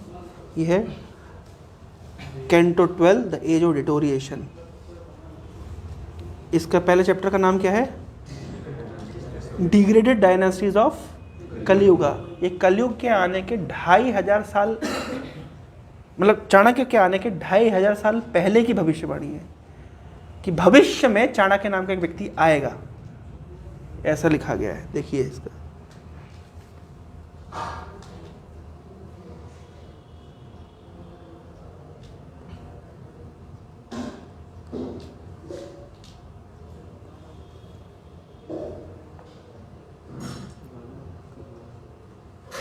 इलेवन नंबर श्लोक पढ़िए।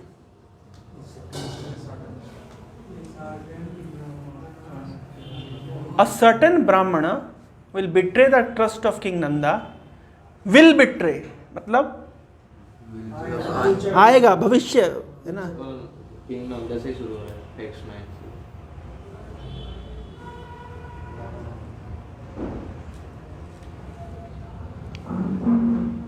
हाँ, a certain Brahmana will betray the trust of King Nanda.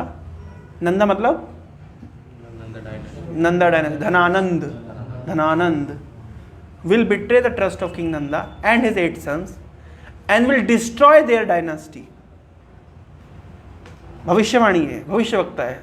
लोग कह रहे क्या प्रमाण है भागवतम ये ऑथेंटिक है? ये प्रमाण मिल गया सर, प्रमाण देख सकते हैं।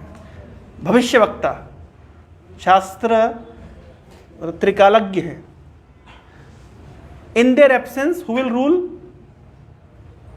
The Mauryas will rule the world as the age of Kali continues. Next लो, फिर ये ब्राह्मण किसको राजा बनाएगा? दिस ब्राह्मण विल एंथ्रोन चंद्रगुप्त। चंद्रगुप्त को राजा बनाएगा भविष्य में। Whose son named वरिसार या बिंदुसार। वारिसार, वारिसार का पुत्र कौन होगा? अशोकवर्धन। अशोक का पुत्र कौन था? नहीं पता? जिन्होंने बुद्धिज्म को लेकर के गए साउथ ईस्ट एशिया में। Ashokvardhan will be followed by Suyash. आप हिस्ट्री बुक खोल के देख लीजिए। Whose son will be Sangata, his son will be etc. आप हिस्ट्री बुक खोल के चेक कर सकते हैं, एज इट इज आपको मिल जाएगा, प्रमाण मिल रहा है। भविष्य में क्या होगा?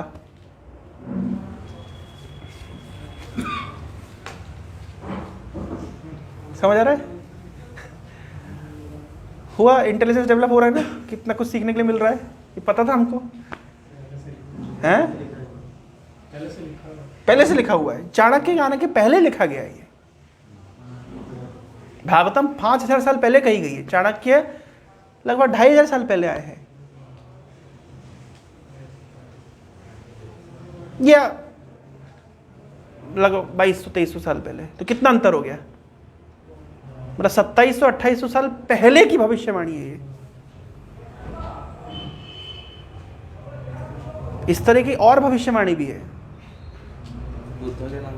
बुद्ध के नाम की भविष्यवाणी भी है। यस, हाँ, वो राजा लोग थे भाई, पूरी दुनिया में राज कर रहे थे। जिसने भी ये प्रेडिक्ट किया था वो पर्टिकुलर नेमिंग लेके प्रेडिक्ट किया था, ऐसे ही कुछ इंडिकेशन। सर संस्कृत श्लोक पढ़िए। But naming is I mean impossible. हाँ, वाई इम्पॉसिबल? पढ़िए, श्लोक पढ़िए। स एवं चंद्रगुप्तम वै द्विजौ अभिषेक्ष्यति तत्सुतो उसका पुत्र होगा वारिसारस्तु। अब नाम कई बार एक व्यक्ति कई भी होते हैं, बिंदुसार, वारिसार। वेरिएशन नहीं है, एक व्यक्ति कई नाम है। आदमी को घर में कुछ बुलाते, पापा कुछ बुलाते, मम्मी कुछ बुलाती है, फ्रेंड्स कुछ और बुलाते हैं, गर्लफ्रेंड कुछ और बुलाती है। नहीं, तत्सुतो वारिसारस तू ततस उसके चा अशोकवर्धन, उनके पुत्र का नाम अशोक। नाम दिए ना, लिखा हुआ है।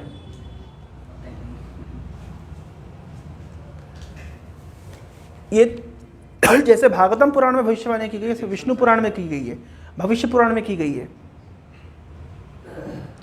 जैसे यहाँ पे कुछ डायनेस्टीज का नाम दिया गया है और उनके सिम्टम्स दिए गए, उसी तरह से दक्षिण भारत की कुछ डायनेस्टीज का नाम दूसरे कुछ पुराणों में है। तो ये बताने का उद्देश्य क्या है कि भागवत शास्त्र में कल्पना नहीं है, ये फैक्ट है, ये ट्रुथ है। पर हम जो गीता में चर्चा कर रहे थे वो तो एक्सियम है, वो तो जीवन के सिद्धांत हैं।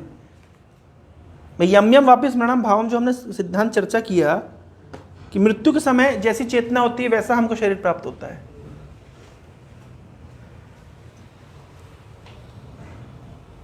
तो ये एक सिद्धांत है।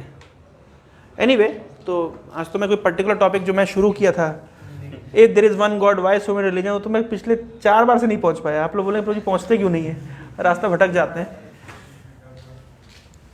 ठीक है, तो next time once I will be back, so next session I will पक्का उसको, next session next year will पक्का उसको कंप्लीट करेंगे।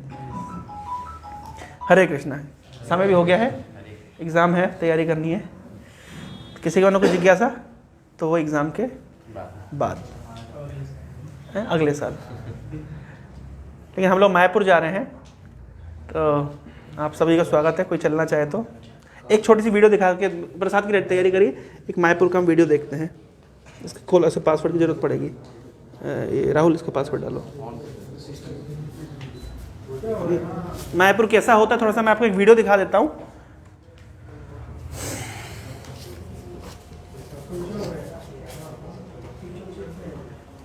चलिए, इसके बाद हम प्रसाद लेंगे।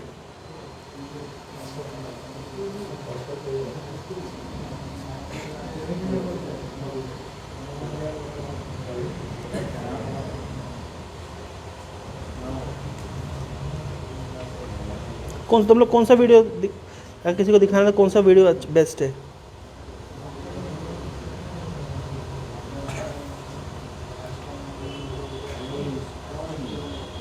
ये भी अच्छा लग रहा है।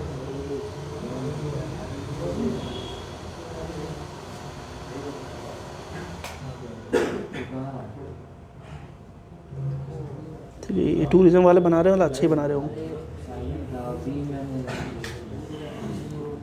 मैंने देखी नहीं ये वीडियो, लेकिन टूरिज्म वाले बना रहे हैं तो कोई अच्छे बना रहे होंगे।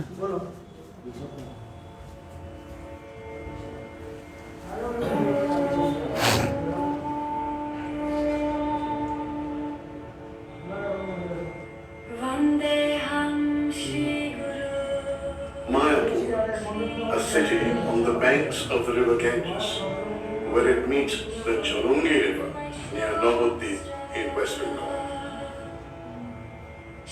This was the birthplace of Sri Chaitanya Mahaprabhu. क्या? Apart from it being the birthplace of Mahaprabhu, one of the major reasons why devotees from all over the world come to this sacred land is the Chandrodaya temple of ISKCON. The celebration of Holi here is very different from other parts of India. It is known as Gaur Purnima. It is the divine appearance day of Sri Chaitanya Mahaprabhu. The celebration starts with the Moha Abhishek, where the Panchatattva is bathed with a mixture of yogurt, milk, fruit juice, ghee, honey, sandalwood, and more.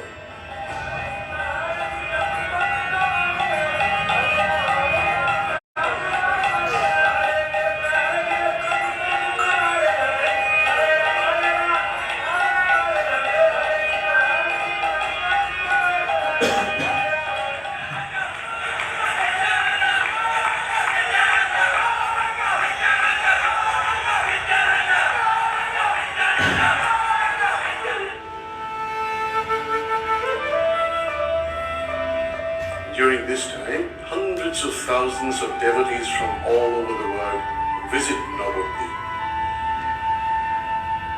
This is the time of the traditional 7-day Sri Navadvip Mandal Parikrama, which is essentially a pilgrimage to each of the 9 very beautiful and spiritual islands. This time is spent in chanting and recounting memories of Gaur Nitai and their eternal associates.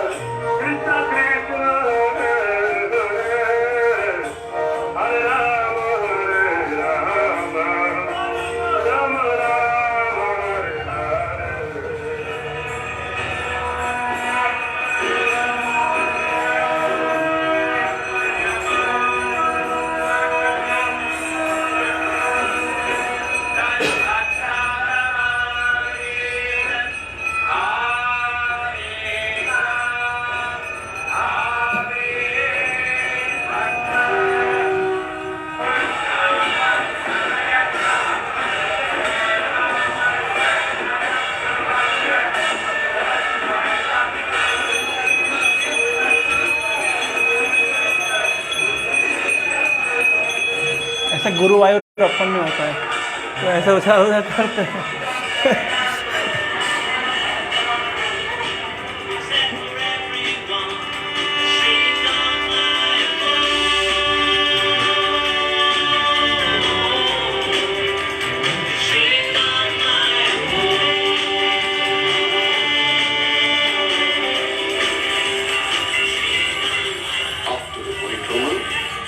devotees converge for the Moha Milan amidst the chanting of the Hare Krishna Maha Mantra.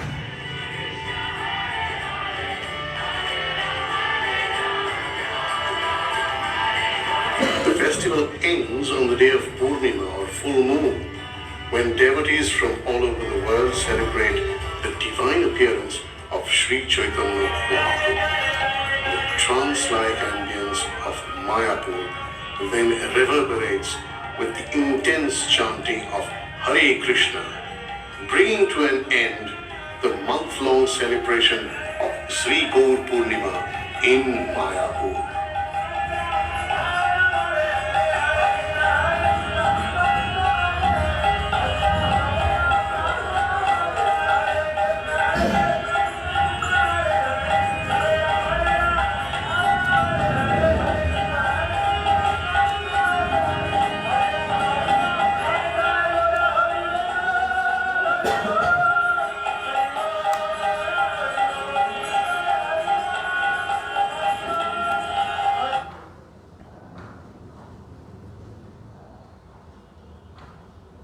ये कहाँ है इसमें? और ये भी मायापुर में आपको देखने के लिए मिलेंगे।